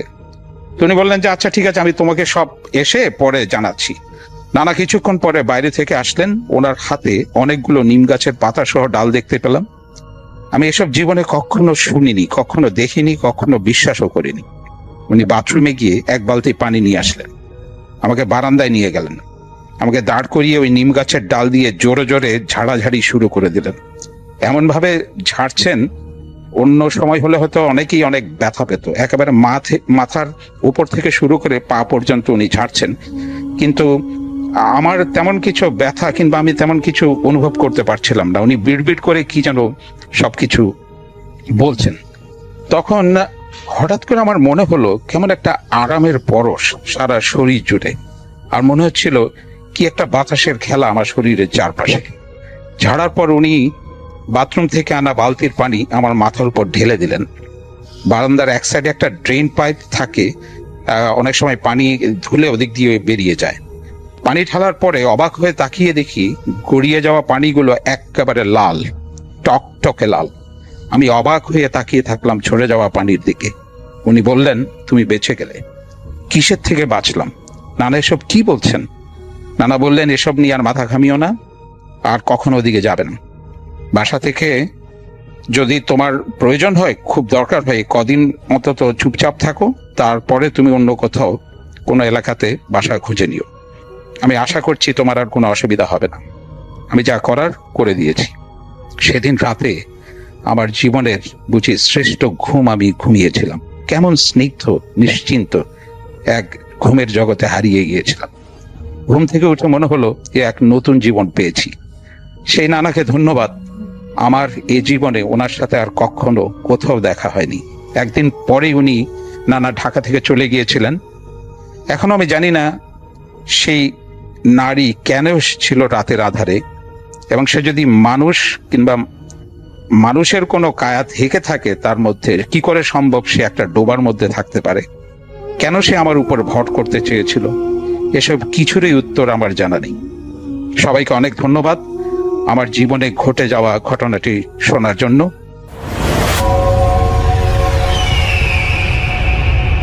আফনান ভাই সেকেন্ড ঘটনার জন্য অনেকে অপেক্ষা করছেন। এখন যে ঘটনাটি প্লে করব সেটি হচ্ছে আফনান ভাইয়ের সাথে, মানে আফনান ভাইয়ের শেয়ার করা একটি ঘটনা। আশা করছি যে এই ঘটনাটি আপনাদের ভালো লাগবে। তো আমি প্লে করব সেই ঘটনাটি এবং আশা করছি যে এই ঘটনাটিও আপনাদের ভালো লাগবে। চলুন শুনে আসি। প্রিয় লিসেনার্স, আসসালামু আলাইকুম। আমি আফনান, আশা করি সবাই ভালো আছেন, সুস্থ আছেন। এই ঘটনাটি আমাদেরকে যিনি পাঠিয়েছেন তার নাম মেহেদি। ওনার বাড়ি বাগেরহাট জেলার হযরত খান জাহান আলী রহমতুল্লাহ এর মাজার সংলগ্ন এলাকায়, আর এলাকার নাম হচ্ছে কাঁঠাল গ্রাম। ঘটনার সময়কাল 2013। উনি 2014 সালে এইচএসসি মানে ইন্টারমিডিয়েট পরীক্ষার্থী ছিলেন। 2013 সালের নভেম্বর মাসের শেষ দিক থেকে ডিসেম্বর মাসের শুরুর দিকের সময়ের মধ্যে এই যে সময়টা, এটা ইরি ধানের যে চাষ, এটার আদর্শ মৌসুম। তো এই মেহেদি ভাইয়ের বাবা একজন সরকারি চাকরিজীবী, পাশাপাশি ওনার বাবা খান জাহান আলী রহমতুল্লাহর মাজার সংলগ্ন নতুন পুলিশ লাইনের পাশে 3 বিঘা জমি লিজ নিয়ে এই ইরি ধানের চাষ করবেন বলে পরিকল্পনা করেছেন, কাজও শুরু করেছেন। ওই সময়টাতে যেহেতু শীত পড়ে যায়, মোটামুটি শুকনো মৌসুম, এই কারণে ইরি ধান চাষ করার সময় বেশ পানি কিন্তু দিতে হয়। শুকনো মৌসুমে তো পানির একটা শর্টেজ থাকে, আর ওই সময়ে পাতাল থেকে পানি তুলতে হয়, মানে ডিপ টিউবওয়েল থেকে পানি দিয়ে সেচ কাজটা চালাতে হয়। তো এই মেহেদি ভাই উনি একদিন সন্ধ্যায় ওনার প্রাইভেট শেষ করে বাড়িতে যখন ফেরত আসছেন, তখন ওর আব্বা বলছেন যে অফিসের কাজে উনি একটা জায়গায় যাবেন, আবার চলে আসবেন, রায়েন্দা নামক একটা জায়গায় যাবেন। রায়েন্দা হচ্ছে সেই জায়গায় যেখানে সিডর ঝড় প্রথম আঘাত এনেছিল। যাই হোক, বাগেরহাট সদর থেকে রায়েন্দার যোগাযোগ ব্যবস্থা একটু নড়বড়ে হওয়ার কারণে ওনার আব্বুর আসতে অবশ্য দেরি হয়ে যায়। যেহেতু দেরি হবে এটা উনি বুঝতেন বা বুঝেছিলেন, এই জন্য মেহেদি ভাইকে অনুরোধ করেছিলেন যেন উনি সেচ পাম্পটা চালু করে দিয়ে আসেন। ওনার বাবা এসে রাতের বেলা বন্ধ করে দেবেন পাম্পটা। মেহেদি ভাই যথারীতি পাম্প চালু করেও দিয়ে আসেন। পাম্প চালু করার সময় টুকিটাকি যন্ত্রপাতি কিন্তু লাগে, তো ওই ব্যাগটা সবসময় আনা নেওয়া করতে হয়। লোহার সামগ্রী তো, ওটা আবার ওই বোরিং ঘরে ফেলে রাখলে হয় কি, ওই সিচকে চোরের আনাগোনা তো থাকেই, ওরা এগুলো চুরি করে নিয়ে যায়। পাম্প চলছে কোথাও শব্দ পেলে ওইখানে কিন্তু এই সিচকে চোরগুলো নজর রাখে, মালিক চলে যাওয়া মাত্র এগুলো চুরি করে নিয়ে যায়। এই কারণে ওই যন্ত্রপাতির ব্যাগটা এই মেহেদি ভাই আবার সাথে করে বাসায় নিয়ে গিয়েছিলেন। এরপর উনি পড়তে বসেছেন, মোটামুটি অনেক সময় পার হয়ে যায়। ওনার আব্বু যখন বাসায় আসে তখন রাত প্রায় 11টা বা 11টার বেশি বাজে। তো উনি ফ্রেশ হয়ে রাতের খাবার শেষ করে একটু বিশ্রাম নিয়ে মেহেদি ভাইকে বলছেন যে চল বাবা, কষ্ট হইলেও তোকে নিয়ে ক্ষেতটা একটু দেখে আসি, কি অবস্থা দেখে আসি, এই পাম্পটা তো বন্ধ করতে হবে। তো ওনাদের একটা সাইকেল ছিল, তো বাপ বেটা সাইকেলটা নিয়ে আর একটা টর্চ লাইট নিয়ে বেরিয়ে গেছেন। তো যাওয়ার যে পথ, এই পথটা হচ্ছে খুলনা বাগেরহাট মহাসড়কের পাশ দিয়ে এই রাস্তাটা। তো এটা কিন্তু একদম নির্জন জায়গা না, মানে একদম লোকালয় থেকে অনেক দূরে তা না, আশেপাশে যথেষ্ট লোকালয় রয়েছে, লোকালয়ের মধ্য দিয়ে এই পথটা। তো ওনার বাসা থেকে বের হওয়ার পর একটা ছোট্ট বাগান রয়েছে, 1 বিঘার মতো জায়গা নিয়ে বাগানটা, আর এরপর একটা বাঁশঝাড়, একটা পুকুর রয়েছে, এতটুকু একটু অন্ধকার আছে আর কি, এছাড়া সবকিছু স্বাভাবিক। তো ওই বাগান সাইকেল চালিয়ে পার করতে 10 সেকেন্ডের উপর আসলে লাগে না। তো উনি মানে মেহেদি ভাই আর মেহেদি ভাইয়ের আব্বু যখন খেতে পৌঁছেছেন তখন রাত আনুমানিক 1টা বাজে। যেহেতু টর্চ একটা, তাই মেহেদি ভাই উনি মোবাইলের ফ্ল্যাশ লাইট অন করে হাঁটছিলেন। তো খেতে গিয়ে দেখেন যে পাম্প চলছিল, কিন্তু পাম্প চলতে চলতে ডিজেল শেষ হয়ে বন্ধ হয়ে গেছে। ধান খেতে পর্যাপ্ত পানি পড়ে নাই। আসলে যে পরিমাণ ডিজেল ছিল তাতে কিন্তু পর্যাপ্ত পানি পড়ার কথা। কোনো যান্ত্রিক ত্রুটির কারণে সেচ পাম্পে বাতাস ঢুকে যায়, পানি ওঠা বন্ধ হয়ে যায়, মেশিন খালি চলেছে, এইভাবে ডিজেল শেষ হয়ে বন্ধ হয়ে গেছে। এখন এত রাতে ডিজেল পাবেন কোথায়? রাত বাজে 1টার বেশি। সারাদিন এত কষ্ট করে খাটাখাটুনি করে এসে এই অবস্থা যদি দেখে কেউ, তাহলে মেজাজটা কেমন লাগবে? এদিকে মেহেদী ভাইয়ের আব্বু তো মেহেদী ভাইয়ের উপর ব্যাপক চড়াও হয়েছে যে এসব বিষয় খেয়াল রাখতে পারিস না। চড়াও হওয়ার পিছনে কারণ ছিল হচ্ছে ইমার্জেন্সি ধানে পানি দিতে হবে। কারণ হলো অলরেডি ধানে সার দেওয়া হয়েছে, এখন যদি পানি দেয়া না হয় রোদের তাপে ধান নষ্ট হয়ে যাবে এবং সারের প্রভাবও নষ্ট হয়ে যাবে। এই কারণেই দ্রুত পানি দেওয়া প্রয়োজন ছিল। এখন পানি ঠিকঠাক মতো পড়ে নাই। এখন এই ডিজেল পাবেন কোথায়?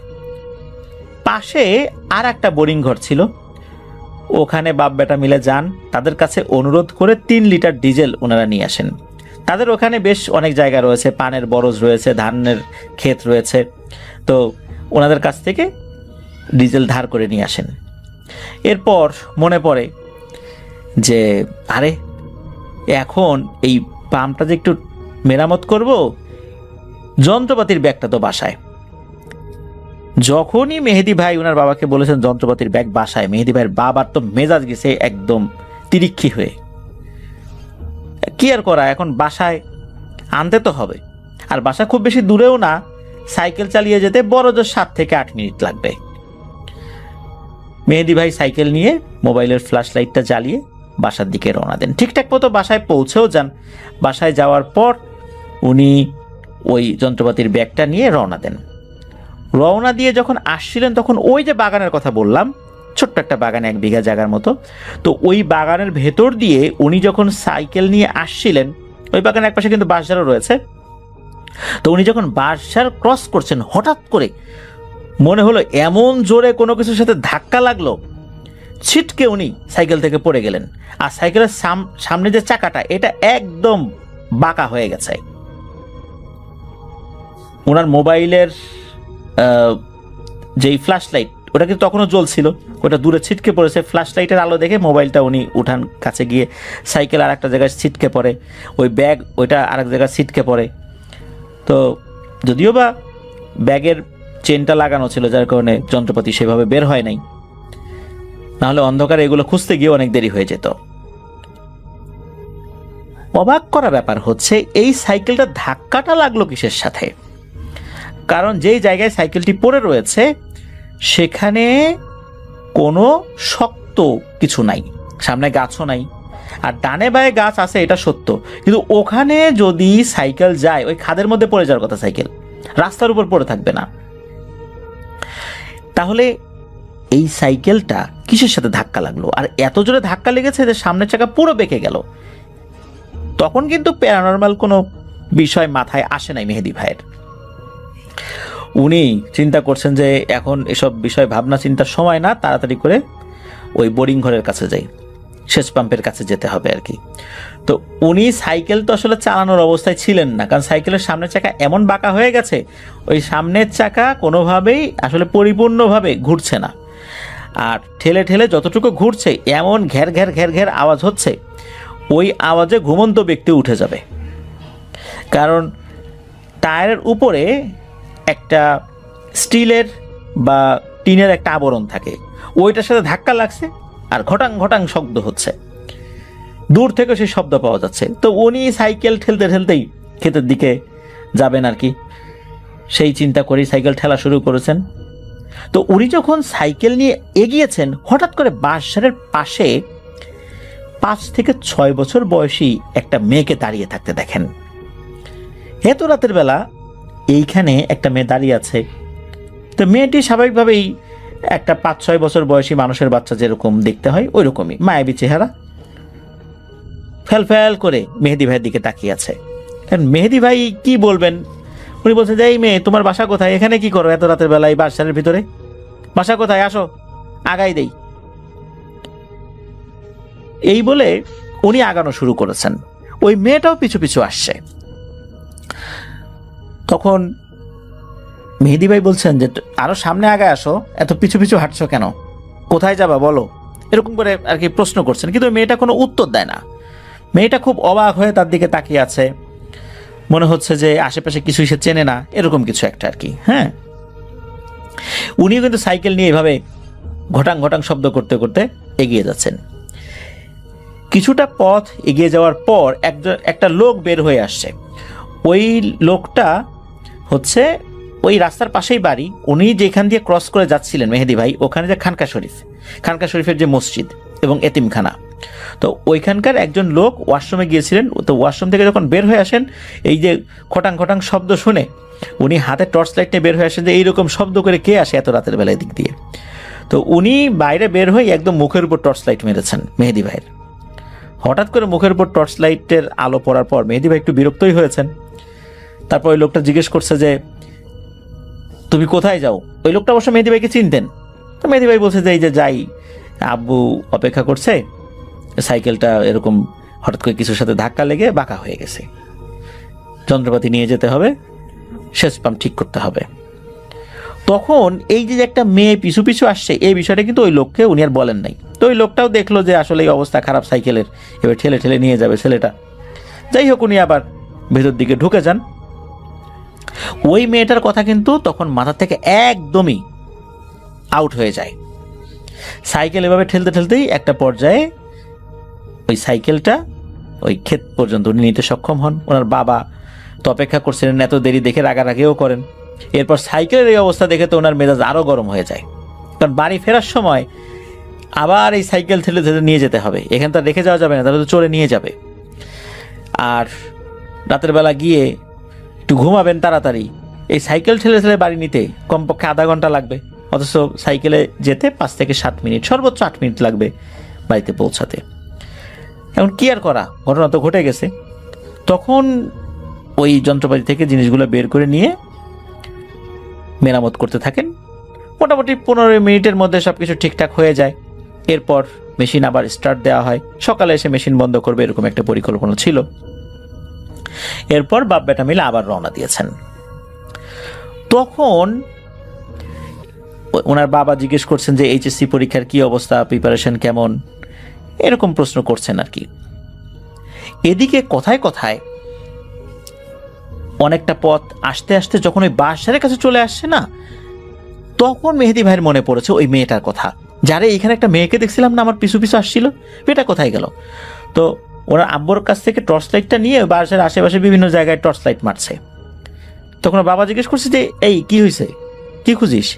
তো মেহেদী ভাই বলছেন যে আমি এখানে বেশ কিছুক্ষণ আগে একটা মেয়েকে দেখছি এরকম এরকম, আমার পিছু পিছু আসছিল, কিন্তু এখন কোথায় গেল তো বুঝতে পারলাম না।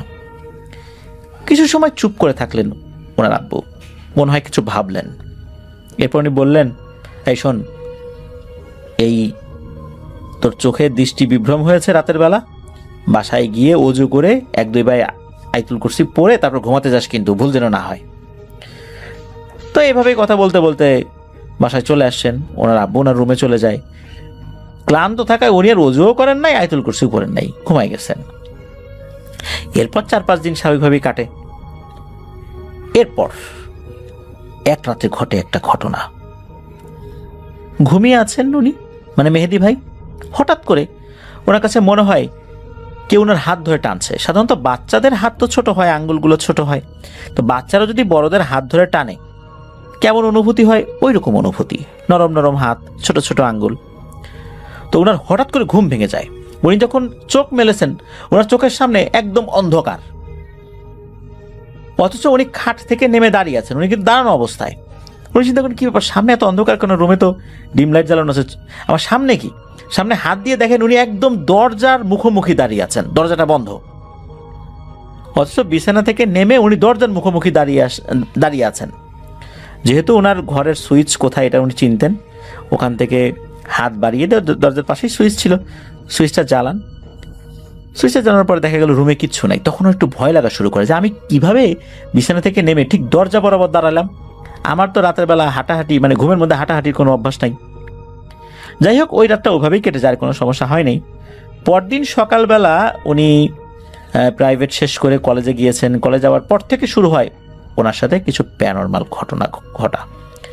উনি ক্লাসরুম থেকে হঠাৎ করে দেখেন যে কলেজের ওয়াশরুমের দিকে যখন তাকিয়েছেন, ওইদিকে চোখ গিয়েছে, ওই যে রাত্রের সেই মেয়েটা, 5-6 বছর বয়সী মেয়েটা ওইখানে দাঁড়িয়ে আছে।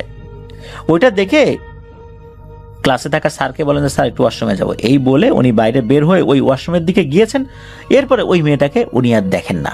এরপর আবার উনি ক্লাসে ফেরত আসছেন। এর মধ্যে আর কিছু হয় নাই।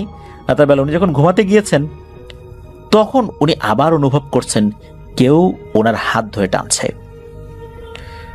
চোখ খুলে উনি দেখেন ঠিক আগের রাতের মতো একই অবস্থা, চারদিকে অন্ধকার, উনি দরজার সামনে দাঁড়িয়ে আছেন।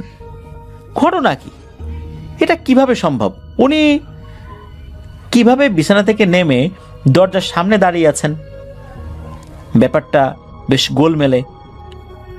উনি শুরুর দিকে এই বিষয়টা আসলে কাউকে বলেন নাই, ওনার মা বাবাকেও বলেন নাই যে এরকম হচ্ছে, 2 রাত এরকম হয়েছে। তারপরে ওই মেয়েটাকে ওই কলেজের ওয়াশরুমের কাছে দেখেছেন। উনি বাসার থেকে বাইরে বের হয়েছেন, ওনাদের এলাকায় একজন ব্যক্তি, তার নাম হলো আব্দুল মজিদ। তো এই আব্দুল মজিদের বাবা উনি মানুষকে ঝাড়ফুঁক করেন, কেউ ভয় পেলে ঝাড়ফুঁক করে দেন, তবে কোনো টাকা পয়সা নেন না, বিনিময়ে দোয়া চান যে আমার জন্য দোয়া করবে, আর কিছু না। তো সেই আব্দুল মজিদ মামা বলে সম্বোধন করেন আর কি তাকে। তো সেই আব্দুল মজিদ মামাকে সব ঘটনা খুলে বলেন যে ঘুমের ঘরে কি হচ্ছে। এগুলো শুনে উনি বলেন যে আসলে আমার আব্বা তো ভয় পেলে ঝাড়ফুঁক করে, তুমি যেতে পারো আমার আব্বার কাছে, কিন্তু আমার মনে হয় তুমি মসজিদের ইমাম সাহেবের কাছে যাও। মনে হয় যে বিষয়টা আসলে শুধু ছোটখাটো ভয়ের ব্যাপার না, এটা বেশ জটিল, যেটা আমার আব্বা পারবে না। তার মানে হচ্ছে যে এই আব্দুল মজিদ মামা উনি তার বাবার কাছে যেতে নিরুৎসাহিত করলেন, নিষেধ করে নাই, নিরুৎসাহিত করেছেন, ভালো কারো কাছে যাওয়ার পরামর্শ দিয়েছিলেন আর কি। তো উনি ওই দিনই মাগরিবের নামাজ শেষ করে ইমাম সাহেবের কাছে গিয়েছেন এবং শুরু থেকে শেষ পর্যন্ত সবকিছু বলেছেন। প্রাথমিকভাবে উনি ঝাড়ফুঁক করে দিয়েছেন এবং উনি বলেও দেন যে এরপর যদি রাতে কখনো এরকম হয় তুমি দেরি না করে আমার কাছে চলে এসো। ওই রাত্রে আবার সেম ঘটনা ঘটে, সেটা আরো কিছু ঘটে। যেমন শুধু যে উনি খাট থেকে নেমেছেন তা না, উনি খাট থেকে নামার পর ফ্রিজের সাথে ওনার মাথার প্রচন্ড একটা ধাক্কা লাগে, মানে প্রচন্ড আঘাত লাগে। এতে করে ফ্রিজের উপরে থাকা কাচের বোতল নিচে পড়ে গিয়ে ভেঙে যায়। আর এই শব্দে ওনার আব্বা আম্মা চলে আসে, এই কি হয়েছে, ভাঙচুর হচ্ছে কেন। ওই সময় অবশ্য দরজা খোলা ছিল কোনো এক কারণে, তারা ভিতরে ঢুকে দেখে এই অবস্থা। উনি ওনার রুম থেকে বের হয়ে আর এক জায়গায় গিয়ে ফ্রিজের সাথে ধাক্কা খেয়ে ফ্রিজের উপর থেকে কাচের বোতল পড়ে গেছে। বিষয়টা তো আসলে অন্যরকম। ওনার আব্বা কিন্তু এই বিষয়টা দেখে অস্বাভাবিক মনে করেছেন। তখন জিজ্ঞেস করেছেন বলতো ঠিকঠাক করে কি হয়েছে। তখন সব কথা ওই সময় পর্যন্ত যা যা হয়েছে মেহেদী ভাই ওনার আব্বা আম্মাকে খুলে বলেন। এরপর ওনার আব্বা এই বিষয়টা যাতে দ্রুত সমাধান করা যায় এই জন্য উনি ওই মসজিদের ইমাম সাহেবের কাছে আবার যান। এরপর ওই মসজিদের ইমাম 3টা কাগজ লিখে 3 দিন মাগরিবের নামাজ শেষে একটা একটা করে আগুন জ্বালিয়ে ঘরে ঢোকার যে প্রবেশদ্বার সেখানে এই কাজটি করতে বলেন আর কি। আগুন জ্বালিয়ে ওটা পুড়িয়ে দিতে বলেন। এরপর পুড়ে যাওয়ার পর যে ছাইটা হয় এটা হালকা এই মেহেদী ভাইয়ের নাকের নিচে ডলে দিতে বলেন। তো ওই দিন মাগরিব বাদ এই কাজ করলে ওনার ভিতর চলে আসে অনেক পরিবর্তন, মানে মেহেদী ভাইয়ের ভিতর অনেক পরিবর্তন চলে আসে। ওই কাগজে আগুন দেওয়ার সাথে সাথে মেহেদী ভাই ঘাড়ে এতটা ভার অনুভব করেছেন যে উনি আর দাঁড়িয়ে থাকতে পারছেন না। মনে হচ্ছে ঘাড়ের উপর এমন চাপ দিয়েছে বা ভারী কিছু তুলে দেওয়া হয়েছে, উনি আর দাঁড়াতেই পারছেন না। ওনার ওজন থেকেও আরো 5-6 গুণ বেশি ওজনের কোনো কিছু ওনার ঘাড়ের উপর চাপিয়ে দেওয়া হয়েছে। উনি দাঁড়িয়ে থাকতে না পেরে হঠাৎ করে পড়ে যান। আর যখনই নাকে ছাই লাগিয়ে দেওয়া হয় তখন মনে হলো কেউ মরিচ পুড়িয়ে গরম মরিচ নাকে ডলে দিচ্ছে। মুহূর্তের মধ্যে উনি যন্ত্রণা ছটফট করতে লাগলেন। তখন এই মেহেদী ভাইয়ের আব্বা সেই ইমাম সাহেবকে আবার ডেকে নিয়ে আসেন। উনি এসে দেখেন যে উনি যন্ত্রণায় ছটফট করছেন, মানে মেহেদী ভাই যন্ত্রণা ছটফট করছেন। তখন উনি বললেন যে ওর উপর কোনো কিছু ভর করেছে। তো প্রথম দিনেই আসলে এই জিনিসটা তার উপস্থিতি জানান দিয়েছে। আর এখন যে 2টো কাগজ রয়েছে এখন এটা পুরানোর দরকার নাই, এটার একটা নির্দিষ্ট কাজ রয়েছে, এটা আমি করব। যেহেতু প্রথম দিনই নেগেটিভ রেজাল্ট চলে আসছে, বাকি কাগজ 2টা আমাকে দেন, ওগুলা আমি সহি নিয়মে ধ্বংস করে দিব। আর ওর উপর উপরি ছায়া পড়ছে, মানে জিনের আসর পড়ছে, ওকে ভালো হুজুরের কাছে নিয়ে যান। এছাড়া এই মুহূর্তে কোনো কিছু করার ক্ষমতা আমার নাই। তো এই কথা বলার পর দিন এই মেহেদি ভাইয়ের নানা বাড়ির একজন ভাড়াটিয়া একজন ওঝার খোঁজ দেন মেহেদি ভাইয়ের আব্বাকে। তো ওনার আব্বু সন্ধ্যার সময় ওই ওঝাকে বাড়িতে নিয়ে আসবেন বলে জানান। যথারীতি মেহেদি ভাই সন্ধ্যার সময় উনি রেডি হয়ে আছেন। মূলত ওই সময় উনি ওনার নারীর বিছানায় বসেছিলেন আর কি। ধ্যান করে না মানুষ যেভাবে, ঠিক ওই রকম একটা স্টাইলে বসেছিলেন। ওনার আসলে সেন্স ওরকম কাজ করছিল না, কেন উনি স্বাভাবিক অবস্থায় সময় ছিলেন না, তবে পোজেসড ছিলেন পুরোপুরি এরকমটাও বলা যায় না। ওই লোকটা এসে কি করলো, গ্লাসের পানি মুখে নিল। প্রথম দেখায় মনে হচ্ছে পানি খাবেন, কিন্তু না, উনি পানি মুখে নিয়ে কুলি করে সেই পানি মেহেদি ভাইয়ের মুখে মারলেন। এরপরই মেহেদি ভাইয়ের অদ্ভুত রকমের আচরণ শুরু হয়ে গেল। মনে হচ্ছে তার শরীরে শক্তি বেড়ে গেছে। আশেপাশের লোকজন সহ প্রায় 5-6 জন ওনাকে চেপে ধরে রাখে। শুরু হলো ধস্তাধস্তি। এরপরে মেহেদি ভাইয়ের কিছু মনে নাই, তবে পরবর্তীতে মেহেদি ভাইয়ের আম্মুর কাছে যেটা জানতে পেরেছিলেন সেটা হচ্ছে যে সবাই তো ওনাকে চেপে ধরেছিল, তারপর ওনার শরীরে প্রচণ্ড শক্তি চলে আসে, ওনাকে ধরে রাখা যাচ্ছিল না। এত শক্তিশালী হয়ে গিয়েছিলেন যে ধস্তাধস্তির এক পর্যায়ে আর ওই লোকগুলো নিয়ন্ত্রণ করতে পারছিল না। তখন আরও লোকজন চলে আসে। তারপরে অবশ্য এই মেহেদি ভাইয়ের শরীরে থাকা এই ভয়ঙ্কর শক্তিটা একটা পর্যায়ে নিয়ন্ত্রণে চলে আসে। এরপর নাকি মেহেদি ভাইয়ের কণ্ঠটা মোটা হয়ে গিয়েছিল, আর শুধু বলছিল, আমাদের মেয়ে কোথায়, আমাদের মেয়ে কোথায়, কোথায় রেখে চলে এসেছে আমাদের মেয়েকে, ওকে বলতে হবে, ও সব জানে, ওই আমাদের মেয়েকে খুঁজে দেবে। আমি প্রায় রাতেই আমাদের মেয়েকে নিতে আসি, কিন্তু পারি না। আমরা ওর কোনো ক্ষতি করব না, এই ছেলেকে দিয়ে আমাদের মেয়েকে খুঁজে পেলে ওকে আবার আমরা ছেড়ে দিব, আমরা চলে যাব। এই কথা বলার পর ওঝাও অবাক, আশেপাশের লোকজনও অবাক। আমাদের মেয়ে কোথায়, এটা সেইটা, এগুলো আবার কি ধরনের কথা? তখন ওঝা বলছে যে আরে তোমাদের মেয়ে কোথায়, তো এই ছেলে জানবে কিভাবে, এ তো মানুষ, তোমাদের জগতের কে কোথায় গেছে না গেছে এর কি জানার কথা নাকি? তখন বলে যে এত কিছু জানি না, আমাদের মেয়ে কোথায় এটা ওকে বলতে হবে, ওর মাধ্যম দিয়ে আমরা আমাদের মেয়েকে খুঁজে বের করব। তখন ওঝা বলে এসব বাহানা বাদ দিয়ে এই ছেলেকে ছেড়ে যাবে কিনা বল, নাহলে কিন্তু তোর জন্য ব্যবস্থা আছে।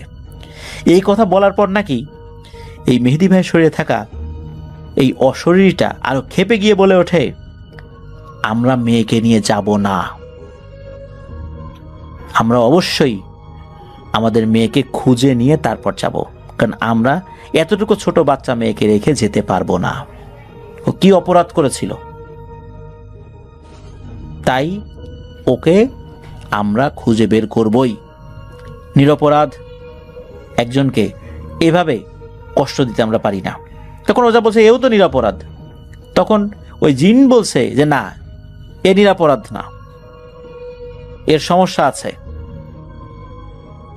কি হয়েছে না হয়েছে আমরা জানি, কিন্তু আমাদের মেয়েকে আমরা খুঁজে পাবোই, কিন্তু এর মাধ্যম দিয়ে, আর তারপর আমরা চলে যাব।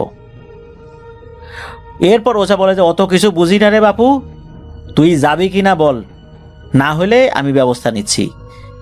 এ কথা বলার পরপরই ওঝা তার প্রক্রিয়া শুরু করে। একটা পর্যায়ে বলে ওঠে আচ্ছা ঠিক আছে আমি চলে যাব। তখন ওঝা বলেন যে ঠিক তুই কিভাবে যাবি, বুঝবো কিভাবে?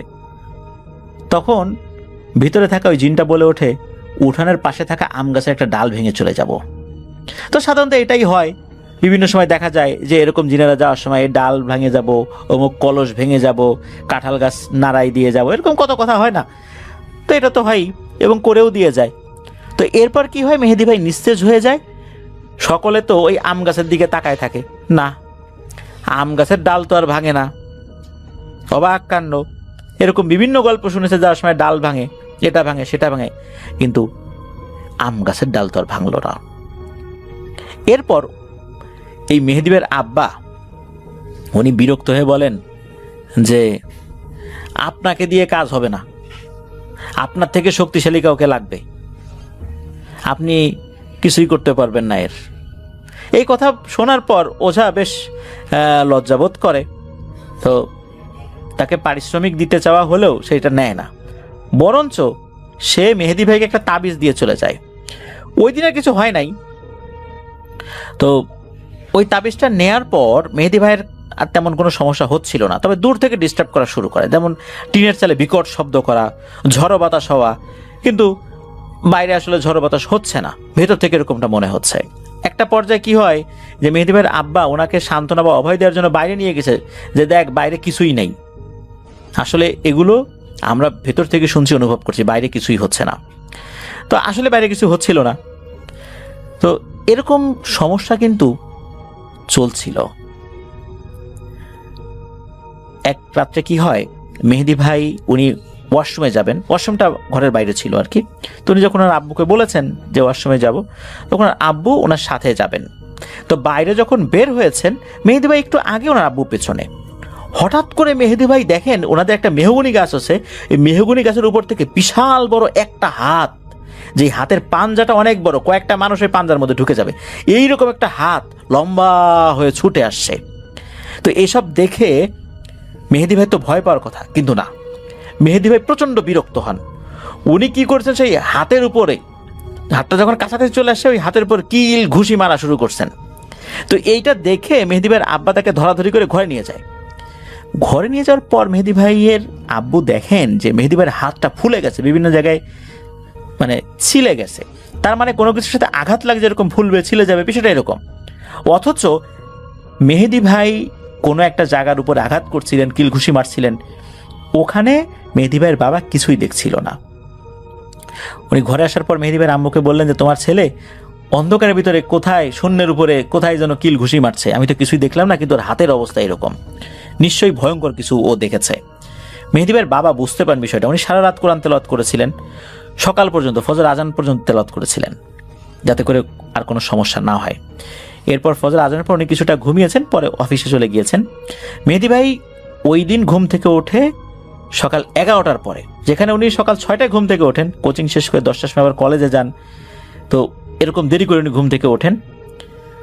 এরপর আসলে একটা মানুষের মানসিক অবস্থা কেমন হতে পারে এটা তো বোঝাই যায়।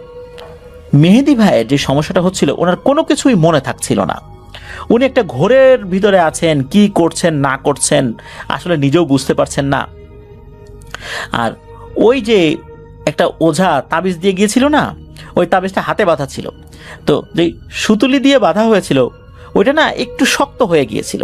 তো উনি গোসল করতে গিয়েছিলেন, একটু টাইট লাগছিল, ওইটা একটু ঢিল করতে গিয়ে ওই তাবিজের যে সুতাটা ছিঁড়ে যায়, আর ছিঁড়ে ওই পুকুরের পানির মধ্যে পড়ে যায়। পানির মধ্যে পড়ার পর উনি বুঝতে পারেন যে এখন নেমে খোঁজা সম্ভব না। উনি আর গোসল না করে বাড়িতে চলে আসেন। এরপর মেহেদি ভাইয়ের আব্বু জানান যে ওনার এক কলিগ এক হুজুরের সন্ধান দিয়েছে, যিনি ডেমার হুজুর নামে পরিচিত।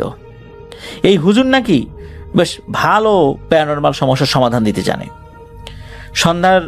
সন্ধ্যা তো না, মানে দুপুরের পর যেন মেহেদি ভাই রেডি হয়ে বসে থাকেন, সেই হুজুর আসবে। হুজুর আসেন, হুজুরকে নিয়ে আসেন মেহেদি ভাইয়ের বাবা। এরপর হুজুর বিভিন্নভাবে মানে ইয়ে করছেন আর কি, ঝাড়ফুঁক করার চেষ্টা করছেন।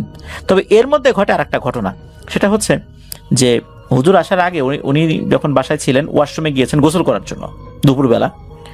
তো ওয়াশরুমে একটা ড্রাম থাকে, এই ড্রামের মধ্যে পানি ছিল আর কি। তো ওই ড্রাম থেকে যখন উনি পানি নিতে যাবেন, দেখেন ওই ড্রামের ভিতর থেকে একটা হাত বের হয়ে আসছে, এবং ওই হাতটা মেহেদি ভাইকে ধরে ওই ড্রামের ভিতরে তার মাথাটা ঢুকিয়ে নেবে, এরকম একটা অবস্থা। উনি এই দৃশ্য দেখার সাথে সাথে ওই ওয়াশরুমে ছিল একটা পাইপ, আলগা একটা পাইপ ছিল, ওই পাইপটা দিয়ে ওই হাতের উপরে সমানে আঘাত শুরু করেছে। এদিকে ভেতরে এরকম ধুমধাম শব্দ হচ্ছে, এর মধ্যে কিন্তু মেহেদি ভাইয়ের বাবা ওই ডেমার হুজুরকে নিয়ে আসছেন। দরজা ভেঙে দেখা যাচ্ছে উনি শূন্যের উপরে পিটাপিটি করছেন। এরপর বোঝা যায় যে আসলে উনি কতটা সমস্যার মধ্যে রয়েছেন। ওয়াশরুমে যাবেন সেখানেও ভয়, এর আগে তো ওয়াশরুমে যেতে গিয়ে একটা হাত ওনার দিকে চলে আসছিল, এখন দিনের বেলা দুপুরবেলা এরকম একটা সমস্যার মুখোমুখি উনি হলেন। তো যাই হোক, সেই হুজুর ওনাকে নিয়ে বসান, একটু চুপ থেকে চোখ বন্ধ করে কি যেন বিড়বিড় করে বলার পর চোখ খুলে এ অবধি যা কিছু হয়েছে সেসব কিছু ওই হুজুর বলতে থাকেন। কেন এই হাত দেখেছেন, কেন একটা মেয়েকে খুঁজে দেওয়ার কথা বলা হচ্ছে, সবকিছু ক্লিয়ার করেন এবং অনেকগুলো প্রশ্নের উত্তর পাওয়া যায়। ওই হুজুর বলেন, যেই রাত্রে ওই হাতের সাথে ধস্তাধস্তি হয়, মানে কিল ঘুষি হয় এই মেহেদি ভাইয়ের, সেই হাত নাকি আসলে মূলত মেহেদি ভাইকে ধরতে আসছিল না, আসছিল মেহেদি ভাইয়ের বাবাকে আক্রমণ করার জন্য। আগে থেকে এই জিনিসের সাথে কানেক্টেড হওয়ার কারণে মেহেদি ভাই নিজের চোখে এটা দেখে ফেলেন, আর ভয় না পেয়ে উনি উল্টো আক্রমণ করে বসেন। এতে ক্ষেপে যায় ওই শক্তিটা। আর পুকুরের মধ্যে ওই তাবিজটা পড়ে যাওয়ার পর যদি ওই পুকুরের মধ্যে ওই তাবিজটা খোঁজার জন্য উনি নামতেন, তাহলে আরো ভয়ঙ্কর বিপদ হতো। যাই হোক, উনি আর নামেন নাই, আল্লাহর রহমতে বিপদ থেকে বেঁচে গেছেন। আর মূলত ওই রাত্রে যেই মেয়েটাকে মেহেদি ভাই দেখেছিলেন, তার বয়স নাকি পৃথিবীর হিসাব অনুযায়ী ৭৩ বছর, কিন্তু সে খুবই ছোট বাচ্চা। আর এই বাচ্চাটা হিন্দু সম্প্রদায়ের জিনদের একটা বাচ্চা। ওই বাচ্চা নাকি তাদের কোনো একটা যানবাহন, মানে রথ টাইপের কোনো একটা যানবাহন, সেটি নিয়ে বের হয়েছিল বেড়ানোর জন্য। কিন্তু যেই দিক দিয়ে এসেছে এই পথঘাট নাকি সে চিনত না। একা একা বের হয়েছে, একা একা বের হওয়ার তার অনুমতি ছিল না, কিন্তু বাচ্চা তো বের হয়ে গেছে আর কি, মানুষের বাচ্চা যেরকম হয় আর কি ওই রকম। বের হয়ে সে হারিয়ে যায়। তখন ওই জঙ্গলের মধ্যে ঢুকে পড়ে। মেহেদি ভাই সাইকেল নিয়ে যখন যাচ্ছিল, মূলত সাইকেলটা এই রথের সাথে ধাক্কা লেগেছিল। ধাক্কা লেগে সাইকেলের চাকা, বিশেষ করে সামনের চাকা এরকম বাঁকা হয়ে গিয়েছিল। আর মানুষের একটা যানবাহনের সাথে ওরকম ধাক্কা লাগার কারণে ওই রথটাও ওখান থেকে ভ্যানিশ হয়ে যায়। ওই মেয়েটা ওই জঙ্গলে পড়ে যায়। মেয়েটা একা, সে কাউকে কিছু দেখতে পাচ্ছিল না। এরপর ওই মেয়েটা মেহেদি ভাইয়ের পিছু ধরে। ওই মেয়েটা চিন্তা করেছে যে এই ছেলেটা তার জন্য ক্ষতিকারক কিছু হবে না, কিন্তু অন্য মানুষ এসে যাওয়ার কারণে সে আর সামনে আসে নাই। এরপর মূলত মেহেদি ভাইয়ের শরীরের উপর যেই অশরীরটা হাজির হয়েছে বা জিনটা হাজির হয়েছে, এটা মূলত ওই মেয়ের মামা। তারা সকলে মিলে ওই মেয়েটাকে খুঁজছে, কিন্তু পাচ্ছে না। মেয়েটা কোথায় যেন হারিয়ে গেছে। তারা সকলে মিলে খুঁজছে, কোথায় আছে এটা জানা যাচ্ছে না। যেহেতু মেহেদি ভাই উনি কোনো না কোনোভাবে এই মেয়েটার সাথে কানেক্টেড হয়ে গেছে, যার কারণে মেহেদি ভাইয়ের মাধ্যমেই ওই মেয়েটাকে খুঁজে পাওয়া সম্ভব। এরপর ওই হুজুর হাতে একটা লম্বা দড়ি নেন, মেহেদি ভাইয়ের মাপ নেন আর কি, উনি কতটুকু লম্বা। এরপর কিছু দোয়া দুরুদ পরে দড়ির উপর ফু দেন এবং মেহেদি ভাইয়ের আব্বাকে বলেন, এইবার দড়িটা মাপেন তো। দেখা গেল সেই সেম দড়িটা এখন 1 হাত লম্বা হয়ে গিয়েছে। তার মানে হচ্ছে মেহেদি ভাইয়ের উপরে এই জিনেদের প্রভাব খুব মারাত্মকভাবে পড়েছে। তখন হুজুর বলেন যে এই মেয়ের পুরো পরিবারের ছায়া এই মেহেদির উপর পড়েছে, সুযোগ পেলে এর ক্ষতি করবেই। তখন এই যেই হুজুর, ডেমার হুজুর, তিনি বলেন এই সমস্যা থেকে মুক্তি পেতে হলে 3 ধাপে কাজ করতে হবে। আর এই হুজুর দাবি করেন প্রতি ধাপ পার করার পর তাকে নাকি 10,000 টাকা করে দিতে হবে। এদিকে ছেলেকে সুস্থ করার জন্য মেহেদি ভাইয়ের বাবা রাজি হয়ে যান, প্রথম ধাপেই 10,000 টাকা দেন। এরপর সেই হুজুর কিছু তদবির করেন। প্রথমে একটা তাবিজ দেন এবং এরপরে আরো 2টা তাবিজ দেন। বলেন যে প্রথম তাবিজটা 9 দিন পরে থাকতে হবে, এর 9 দিন পর আবার আরেকটা, তারপর আরেকটা। এরপরে ওই হুজুর পানি পড়া, তারপর সরিষার তেল, এগুলো দিয়ে গিয়েছেন। আরো কিছু বিষয় বলে যান আর কি। এই 9 দিনের পরে হচ্ছে দ্বিতীয় ধাপের কাজ শুরু হবে। তেল পড়া, তারপরে এই জিনিসগুলো তো বিশেষ করে তেল শরীরে মাখতে হবে, পানি পড়া খেতে হবে। সমস্যা হলো কি, যখনই এই পানি পড়া খান শরীরের ভেতর থেকে যন্ত্রণা শুরু হয়, আর তেল যখন শরীরে মাখেন শরীরের উপরিভাগে মারাত্মক জ্বালা যন্ত্রণা শুরু হয়। মনে হচ্ছে ওনার শরীরটাকে কেউ আগুনে ঝলসিয়ে দিচ্ছে। আর পানি খাওয়ার সাথে সাথে বমি, মাথা ব্যথা, জ্বর, এরকম 3 দিন যখন হয়েছে, তখন শারীরিক অবস্থার মারাত্মক অবনতি হয় মেহেদি ভাইয়ের। তখন এই ডেমার হুজুরের উপর থেকে মেহেদি ভাইয়ের বাবার আস্থা এবং বিশ্বাস উঠে যায়। এরপর ওনার বাবা বলেন যে এই তাবিজটা খুলে ফেলতো, আর পড়তে হবে না, আর এই পানি পড়া, তেল পড়া এগুলো বন্ধ কর, দেখি কি করা যায়। এর মধ্যে আসলে মেহেদি ভাই একদম পাগলের মতো হয়ে গিয়েছিলেন। উনি অনেক আচরণ করতেন, যেটা পরবর্তীতে সকলের কাছ থেকে শুনেছেন। ওনারও সেন্স থাকতো না আসলে উনি কি করতেন। উনি উদ্ভট জায়গার নাম বলতেন, তারপরে এমন এমন খাবার খেতে চাইতেন যেগুলো আসলে সচরাচর দেখাই যায় না, পাওয়াই যায় না। বাংলাদেশে এগুলোর নামই কেউ শোনে নাই, এমনও হতে পারে। এদিকে সামনে এইচএসসি পরীক্ষা, মানে ইন্টারমিডিয়েট পরীক্ষা, ছেলেটার এই অবস্থা, কি হবে সামনে। ওনার বাবা তো হন্যে হয়ে একজন ভালো হুজুরের সন্ধান শুরু করেছেন। আল্লাহর রহমতে পেয়েও যান। স্থানীয় গৌরম্ভা এলাকার একটি এতিমখানা মাদ্রাসা রয়েছে, সেই মাদ্রাসার প্রিন্সিপাল নাকি খুবই পারদর্শী এই সমস্ত বিষয় এবং খুব ভালো মানুষ। উনি বিল্লাল নামে পরিচিত। ওনার কাছে যখন এই বিষয়ে জানতে চাওয়া হয়, তথ্যগুলো শেয়ার করা হয়, তখন উনি ওনার অনুগত জিনদের মাধ্যমে কিছু তথ্য সংগ্রহ করেন। এই তথ্য জানার পর ওনার পুরো পরিবার তো হতবাক হয়ে গেছে, এ কি বলে হুজুর। শুরুর দিকে বিশেষ করে ওই যে ডেমার হুজুর যে বিষয়গুলো বলেছিলেন তার কিছু অংশ মিল রয়েছে, হ্যাঁ সত্যি এই বাচ্চা মেয়েটা এই জগতে এসে আটকে গেছে, তাকে খুঁজে পাওয়া যাচ্ছে না, মেহেদী ভাইয়ের মাধ্যমে খুঁজে পাওয়া যাবে, এটা সত্য। কিন্তু সমস্যা হয়েছে কি, এই যে ডেমার হুজুর, এই ডেমার হুজুর ভয়ঙ্কর একটা কাজ করে বসছেন। সেটা হচ্ছে এই হুজুর পুরোপুরি একটা ভণ্ড এবং ব্ল্যাক ম্যাজিশিয়ান, একটা লেবাসধারী, একটা দুষ্টু শয়তান। কারণ হচ্ছে উনি যখনই দেখছেন যে এই মেয়েটাকে খোঁজার জন্য মেয়ের মামা এই মেহেদী ভাইয়ের উপরে প্রভাব বিস্তার করেছে, তখনই তার মধ্যে এই দুষ্টমি ভাবটা প্রকট হয়, তখন তার আসল রূপ বেরিয়ে আসে। সে মূলত যে তাবিজটা দিয়েছিল, এই তাবিজের মাধ্যমে মেহেদী ভাইয়ের শরীরের মধ্যে এই জিনটাকে আটকে ফেলেছে। আর যেই পানি এবং তেল পড়া দিয়েছে, এই পানি খাওয়ার পর শরীরের ভেতরে থাকা ওই জিনটা মারাত্মক কষ্ট পায়, আর তেল পড়া দিলে ওই জিনের শরীরও জ্বালা পড়া ধরে যায়। আর এর প্রভাব তখন মেহেদী ভাইয়ের উপর পড়ে। টানা 9 দিন এই কাজটি করলে ওই জিন অনেকটা দুর্বল হয়ে যেত। এরপরে আরেকটা তদবির দিত, এরপরে আরেকটা তদবির দিত। ওই জিনটাকে একদম দুর্বল করে ফেলার পর ওই জিনটাকে পুরোপুরি বশে নিত। বশে নিয়ে তাকে দিয়ে অনেক অপকর্ম করাতো, অনেক ব্ল্যাক ম্যাজিকের কাজ করাতো। কিন্তু এই জিনটা ভালো ছিল, তাকে দিয়ে তার ইচ্ছার বিপরীতে এই কাজটা করাতো, এই প্ল্যানটাই করেছিল। আর যখন রাজি হয়ে যেত ওই জিনটা প্রাণে বাঁচার জন্য, তখন তার শরীরের ভেতর থেকে জিনটাকে যখন বাইরে বের করে আনা হতো, তখন মেহেদী ভাই সুস্থ হয়ে যেতেন। তখন মেহেদী ভাইয়ের পরিবার মনে করতো আরে সুস্থ হয়ে গেছে। তো আসলে এর ভিতরে যে এমন একটা নোংরা কারসাজি চলছিল, এটা কেউ বুঝতে পারে নাই। এই হুজুর এসে বলেন যে এখানে ভয়ঙ্কর একটা কারসাজি চলছে। মূলত এখানে কাজ দুইটা, একটা হচ্ছে ওই মেয়েটাকে খুঁজে বের করা, দ্বিতীয়ত হচ্ছে এই যে মেয়ের মামা মেহেদীর শরীরে আটকে গেছে, তাকে সহি সালামতে মুক্ত করে দেওয়া। যদি কোনো কারণে এর ক্ষতি হয়ে যায়, তাহলে এই মেয়ের পরিবার হিংস্র রূপ দেখাবে, তাহলে এই ছেলের জীবন তো শেষ হবেই, এই পুরো পরিবারটাই শেষ হয়ে যাবে, মানে মেহেদী ভাইয়ের পরিবারই শেষ হয়ে যাবে।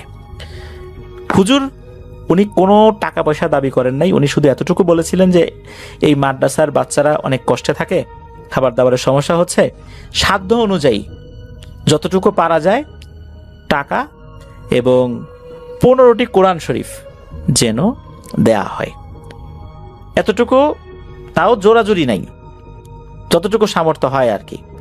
মেহেদী ভাইয়ের বাবা খুব খুশি মনে রাজি হয়ে যান যে হুজুর আপনি আল্লাহর নামে কাজ শুরু করেন, ইনশাল্লাহ আশা করছি এবার আমরা সফল হব। এরপর হুজুর কাজ শুরু করেন। হুজুর কিছু পানি পড়া, তেল পড়া, রুকিয়া এগুলো দিয়ে যান এবং হুজুর বলেন যে এখানে অনেকগুলো কাজ করতে হবে।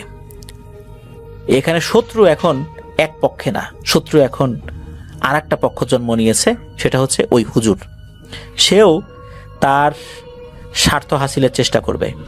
সুতরাং এখানে খুব সতর্কতার সাথে কাজ করতে হবে, একটু এদিক ওদিক হলেই ভয়ঙ্কর ধরনের বিপদ হতে পারে।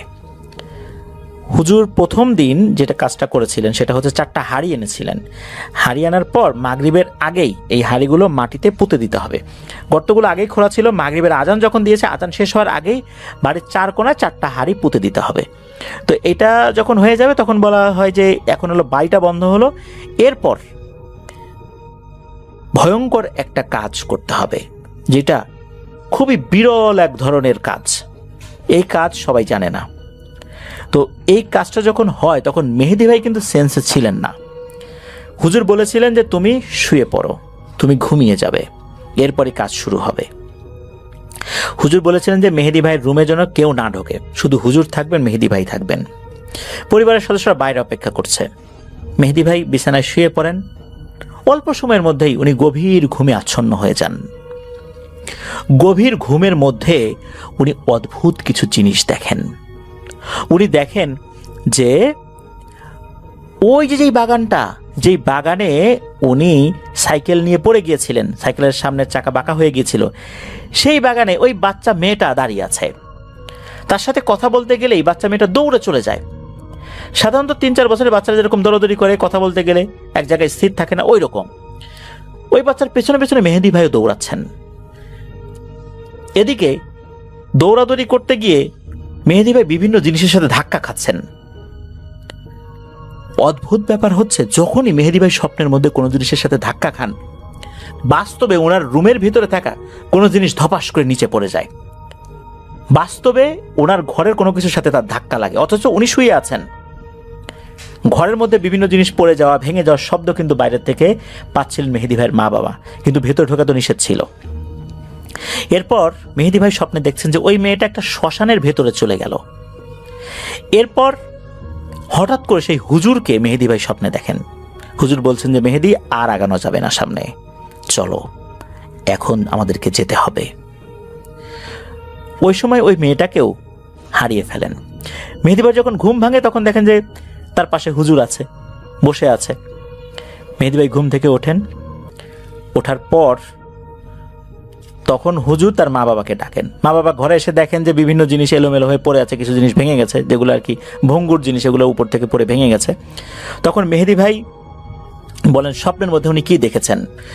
স্বপ্নের মধ্যে ওই মেয়েটির পিছনে দৌড়াতে গিয়ে উনি বিভিন্ন গাছ বা এই টাইপের কোনো জিনিসের সাথে ধাক্কা খেয়েছেন, যেটা ওরা রুমের মধ্যে হয়েছে। যখনই কোনো জিনিসের সাথে ধাক্কা খেয়েছেন তখনই ওই রুমের কোনো জিনিস ভেঙে পড়ে যায়। এটা খুবই অদ্ভুত একটা ব্যাপার। তো যাই হোক, ওই রাতের মতো ওইটা হয়। হুজুর বলেন যে পরের দিন আবার একই পদ্ধতিতে কাজ হবে, ইনশাল্লাহ দেখি আমরা কতটুকু কাজ আগাতে পারি। আর হুজুর কিছু কাজ দিয়েছিলেন, সেটা হচ্ছে যে মেহেদী ভাইয়ের শরীরে আটকে থাকা ওই মেয়ের মামাকে কিভাবে খুবই সতর্কতার সাথে আস্তে আস্তে তাকে মুক্তি দেয়া যায়। এই মুক্তির পদ্ধতিটাও খুব জটিল, একটু এদিক ওদিক হলেই ওই জিনটার মৃত্যু হবে। এমনভাবে মেহেদী ভাইয়ের শরীরে বন্দি করা হয়েছে যে সতর্কতার সাথে যদি এই দুটো জিনিসকে জীবন্ত অবস্থায় মুক্তি না দেয়া হয়, একটা যদি মারা যায় আর একজনের ক্ষতি হবে। সুতরাং খুব সতর্কতার সাথে কাজটা করতে হবে। হুজুর পরদিন সকালবেলা, ভোরবেলা, উনি তো বাইক নিয়ে আসছিলেন, চলে গিয়েছিলেন ওই বাসা থেকে, মানে মেহেদী ভাইয়ের বাসা থেকে তার মাদ্রাসায় যেতে, বাইক চালিয়ে যেতে 1.5 ঘন্টার মতো সময় লাগে আর কি। তো উনি বলেছিলেন যে উনি রাত্রে আবার আসবেন। তো উনি রাতের বেলা এসেছিলেন। আগের মতোই মেহেদী ভাই আর হুজুর রুমে ঢুকে পড়েন, আর কারো ঢোকার অনুমতি ছিল না। অল্প সময়ের মধ্যে মেহেদী ভাই ঘুমিয়ে যান। উনি ঘুমিয়ে গিয়ে দেখতে পান ওই যে শ্মশানটা, ওই শ্মশানে এখন মেহেদী ভাই প্রবেশ করার জন্য গেটে দাঁড়িয়ে আছেন। আর এবার হুজুরও তার পাশে আছেন। হুজুর বলছেন মেহেদী চলো ভেতরে যাই, এখন দেখি ভিতরে কি হয়। দুজন ভেতরে ঢুকলেন। ঢুকে দেখা গেল চারদিকে ধোঁয়া উঠছে, কয়লার স্তূপ থেকে ধোঁয়া বাইরে বের হচ্ছে, সাদা সাদা ধোঁয়া, কিন্তু কাউকে দেখা যাচ্ছে না। অনেকক্ষণ হাঁটার পর হঠাৎ করে বাচ্চার কান্নার আওয়াজ ওনারা শুনতে পান। সেই বরাবর উনি এবং হুজুর হেঁটে গিয়ে দেখেন সেই বাচ্চা মেয়েটাকে কেউ যেন আটকে রেখেছে, মনে হচ্ছে তাকে কেউ বেঁধে রেখেছে। একটা মধ্যবয়স্কা মহিলা, এই মহিলাটা ওই বাচ্চাটাকে আটকে রেখেছে। মনে হচ্ছে যে ওই বাচ্চাটাকে দিয়ে সে বিশেষ কিছু করাতে চায়। মহিলাটা খুবই নোংরা প্রকৃতির, দেখেই বোঝা যাচ্ছে এটা একটা পিশাচ শ্রেণীর কোনো জিন হবে। ওই মেয়েটি কোনোভাবেই সেখানে থাকতে চাচ্ছে না, কান্নাকাটি করছে, বলছে আমাকে ছেড়ে দাও, আমাকে ছেড়ে দাও, আমি আমার মা বাবার কাছে চলে যাব। ঠিক মানুষের বাচ্চা যেভাবে কান্নাকাটি করে তার মা বাবার কাছে যাওয়ার জন্য, সেভাবে ছটফট করছে। আর ওই পিশাচটা বলছে দেব না, তোকে দেব না, তোকে আমি আমার গোলাম বানাবো, আর এইখানে যে তোকে উদ্ধার করার জন্য আসবে তাকেও মেরে ফেলবো। ওই সময় মেহেদী ভাই এবং হুজুর সেখানে পৌঁছান। ওখানে যাওয়ার পর হুজুর এমন একটা পদ্ধতি অবলম্বন করেন যে ওই পিশাচটা মেহেদী ভাই, ওই বাচ্চা মেয়েটা আর হুজুরের কোনো ক্ষতি করতে পারছে না। হুজুর ওই স্বপ্নের ওই ঘোরের মধ্যেই মেহেদী ভাইকে বলেন যে মেহেদী, গতকাল আমরা ভেতরে ঢুকতে পারি নাই, কারণ হচ্ছে গতকাল ঢোকার জন্য যে প্রস্তুতি দরকার সেটা আমাদের ছিল না। আমি আজ প্রস্তুতি নিয়ে আসছি, সুতরাং আজকে আমরা কাজটা করবই। এরপর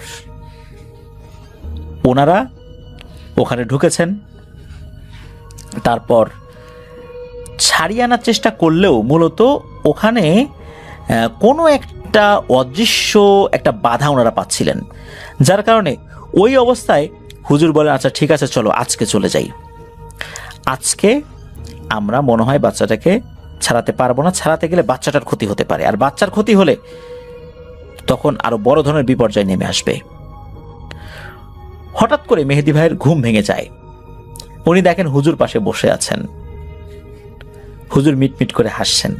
বোঝাই যাচ্ছে এতক্ষণ যা হয়েছে এটা সম্পূর্ণ অদ্ভুত টাইপের একটা জিনিস।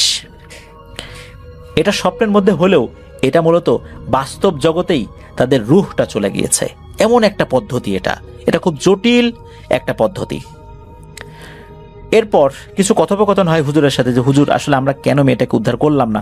হুজুর সেই একই কথা বলেন যে না, এখন উদ্ধার করতে গেলে বড় ধরনের বিপদ হবে, এখন আমরা এটা করতে পারবো না, পরে আমরা করব, শেষ দিনের চিকিৎসায় ইনশাল্লাহ আমরা পুরো কাজটা করব। শেষ দিনের চিকিৎসা ছিল আরো অদ্ভুত। এই দিনে উনি ঘুমান নাই, চোখ বন্ধ করেছিলেন, পুরো সজ্ঞানে ছিলেন, আর এই পুরো ব্যাপারটা সমস্ত শরীরের প্রত্যেকটা অঙ্গ প্রত্যঙ্গ দিয়ে মেহেদী ভাই অনুভব করেছিলেন। হুজুর এবার বলেন যে ওই যে ডেমার হুজুরের দেয়া সেই তাবিজটা এখন লাগবে। সেই তাবিজটা মেহেদী ভাইয়ের আম্মার কাছে ছিল, উনি নিয়ে আসেন। তখন কিন্তু মেহেদী ভাইয়ের আব্বা আম্মা পাশেই ছিল। এরপর তাদেরকে বেরিয়ে যেতে বলা হয়, ওনারা বেরিয়ে যান। হুজুর একটি মোমবাতি জ্বালিয়ে এই তাবিজগুলো হাতে নিয়ে কি যেন পড়তে থাকেন, আর মেহেদী ভাইকে বলেন যে তুমি চোখ বন্ধ করে রাখবে, আর তোমার যতগুলো সূরা কেরাত জানা আছে, যত আয়াত জানা আছে, যত দোয়া দুরূদ জানা আছে, তুমি সেগুলো মনে মনে পড়তে থাকবে। এভাবে মেহেদী ভাই পড়তে থাকেন। হঠাৎ করে এমন একটা পরিবেশে উনি চলে যান, মনে হচ্ছে উনি সরাসরি সেই জায়গায় চলে গিয়েছেন। উনি আসলে ওই পরিবেশের সাথে থাকতে চাচ্ছিলেন না। ওই সময় এই যে মেয়েটার মামার সাথে যোগাযোগ হয়, মামার সাথে অনেকক্ষণ কথা হয়। সেই মামার সাথে যখন কথা হয় তখন ওই হুজুরও আছেন, মেহেদী ভাইও আছেন, তারা উপস্থিত থেকে সেই অবয়বের সাথে কথা বলছেন। হুজুর বলছেন, তোমাদের মেয়েকে এই শ্মশানে আটকে রাখা হয়েছে, এটা উদ্ধারের দায়িত্ব আমাদের না, কেননা আমরা যদি উদ্ধার করতে যাই তাহলে এই শ্মশানে থাকা পিশাচের সাথে আমাদের মারামারি বেঁধে যাবে, তখন ক্ষয়ক্ষতির পরিমাণ বেড়ে যাবে। তোমরা তোমাদের মেয়েকে উদ্ধার করো, আর তোমাকে এর শরীর থেকে মুক্ত করার জন্য যা যা চেষ্টা করার দরকার আমরা করব, তবে এরপর তোমরা চলে যাবে, কখনোই একে আর ক্ষতি করবে না। এদিকে মেয়ের সন্ধান পেয়ে মামা তো অনেক খুশি, যদিও বা মামা কিন্তু এই মেহেদী ভাইয়ের শরীরে বন্দী আছে, এক অদ্ভুত রকমের যোগাযোগ হচ্ছে তাদের সাথে। তো যাই হোক, একটা পর্যায়ে নাকি এই মেয়ের পরিবারের সদস্যরা আরো অনেক জিনদেরকে সাথে নিয়ে সেই শ্মশান থেকে ওই মেয়েটাকে উদ্ধার করে। আর পিশাচটা যখন দেখেছে যে অনেক জিনেরা আসছে উদ্ধার করার জন্য, তখন কি সে স্বইচ্ছায় ছেড়ে দিয়েছে নাকি ওখানে গিয়ে কোনো ঝামেলা হয়েছে, এই বিষয়ে আসলে জানা যায় নাই। পরিবারটির কাছে যেতে পেরে মেয়েটি অনেক খুশি, পরিবারও অনেক খুশি। এদিকে মেয়ের মামা কিন্তু এখনো বন্দী। এরপর যেটা হয় সেটা বেশ জটিল একটা পদ্ধতি। এরপর কিন্তু স্বাভাবিক জগতে সবাই চলে আসেন আর কি, মেহেদী ভাই চোখ খুলেছেন। এরপর যেটা হয় সেটা হচ্ছে যে ওই হুজুর তার জিনেদের মাধ্যম দিয়ে ওই মেয়ের পরিবারের জিনেদের সাথে যোগাযোগ করেন। মেয়ের পরিবারের জিনেরা মেহেদী ভাইয়ের উপর খুব ক্ষিপ্ত, যদিও বা মেহেদীর ভাইয়ের দোষ নাই এটা তারা বলেন, কিন্তু তার কারণে তো এই সমস্যাটা সৃষ্টি হয়েছে, তার মেয়েকে হারাতে হারাতে গিয়ে পেয়েছে। তারা শুধু একটা কথাই বলেছে, যদি কোনো কারণে এই মেয়ের মামার প্রাণহানি হয় তাহলে মেহেদি ভাইকে প্রাণে মারবেন না, তবে শরীরের কোনো একটা অঙ্গ স্থায়ীভাবে পঙ্গু করে দেবেন। ব্রেইন ড্যামেজ করে দিতে পারে, সারা জীবন পাগল হয়ে থাকতে হবে, অথবা কোনো একটা অঙ্গ চিরতরে বিকলাঙ্গ করে দেবেন যদি মেয়েটার মামা মারা যায় মেহেদি ভাইয়ের শরীর থেকে মুক্ত করতে গিয়ে। আর যদি সুস্থ স্বাভাবিকভাবে সবকিছু হয়ে যায় তাহলে তাদের আর কোনো রাগ ক্ষোভ কিছুই থাকবে না।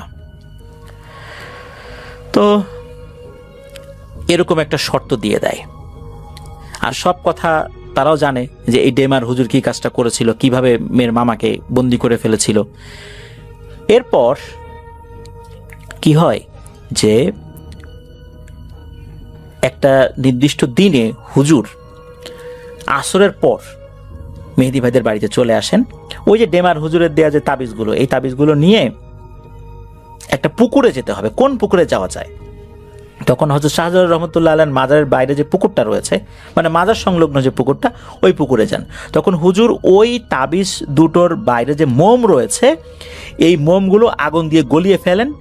এরপর মেহেদি ভাইকে বলেন যে তুমি টানা 7 বার নিঃশ্বাস বন্ধ করে ডুব দিবা। মেহেদি ভাই তাই করেন। একটা নিরাপদ স্থানে, পুকুরের একটা নিরাপদ স্থানে উনি টানা 7 বার ডুব দিয়ে উঠে আসেন। এরপর ওই যে তাবিজ দুটো, এটা সজোরে সমস্ত শরীর দিয়ে নিক্ষেপ করেন ওই পুকুরের পানিতে। যখন নিক্ষেপ করেছেন, মেহেদি ভাই একটা দৃশ্য দেখেন যেটা অন্য কেউ দেখতে পায়নি। মেহেদি ভাই দেখেন যে পুকুরের পানির একটা জায়গায় আলোড়ন সৃষ্টি হলো, বিশেষ করে যেই জায়গাটাতে তাবিজটা পড়েছিল। ওর ভেতর থেকে বেশ মোটা সোটা একটা অবয়ব বের হলো, পরনে ধুতি ছিল, পায়ে নাগরাই জুতা ছিল। চেহারাটা ভয়ঙ্কর না, কিন্তু অস্বাভাবিক। শরীরটা লোমশ, কিন্তু দেখলে যে মানুষ ভয়ে অজ্ঞান হয়ে যাবে বিষয়টা এরকমও না। ওই অবয়বটা পানির উপর থেকে ভেসে ওঠে, ভেসে শূন্যে উঠে যায়। তার মুখে হাসি ছিল, শুধু মেহেদি ভাইকে উদ্দেশ্য করে বলেছিল যে আমার ভাগ্নির নাম চন্দ্রা। এটা বলার সাথে সাথেই সে হাওয়ায় মিলিয়ে যায়। এরপর এই বিল্লাল হুজুর উনি ফোন দিয়ে বিভিন্নভাবে এই মেহেদি ভাইয়ের খোঁজ খবর রাখতেন যে কি অবস্থা, কেমন আছে। আল্লাহর রহমতে পরিপূর্ণভাবে সুস্থ হয়ে যান। আর এই ঘটনায় খুশি হয়ে মেহেদি ভাইয়ের বাবা নগদ 50,000 টাকা এতিমখানায় দান করেছিলেন, সেই সাথে 15টি কোরআন শরীফ দান করেছিলেন বাচ্চাদের পড়ার জন্য। আল্লাহর রহমতে মেহেদি ভাই পুরোপুরি সুস্থ, আলহামদুলিল্লাহ। তো এইভাবেই এই সমস্যাটার সমাধান হয়েছিল। রাসেল ভাইকে ধন্যবাদ, লিসেনারদেরকে ধন্যবাদ। আশা করি গল্পটি আপনাদের ভালো লেগেছে। সুস্থ থাকবেন। আসসালামু আলাইকুম। লিসেনার্স, আপনাদের যদি ঘটনাগুলো ভালো লেগে থাকে অবশ্যই আমার চ্যানেলটিকে সাবস্ক্রাইব করে আমার পাশেই থাকবেন।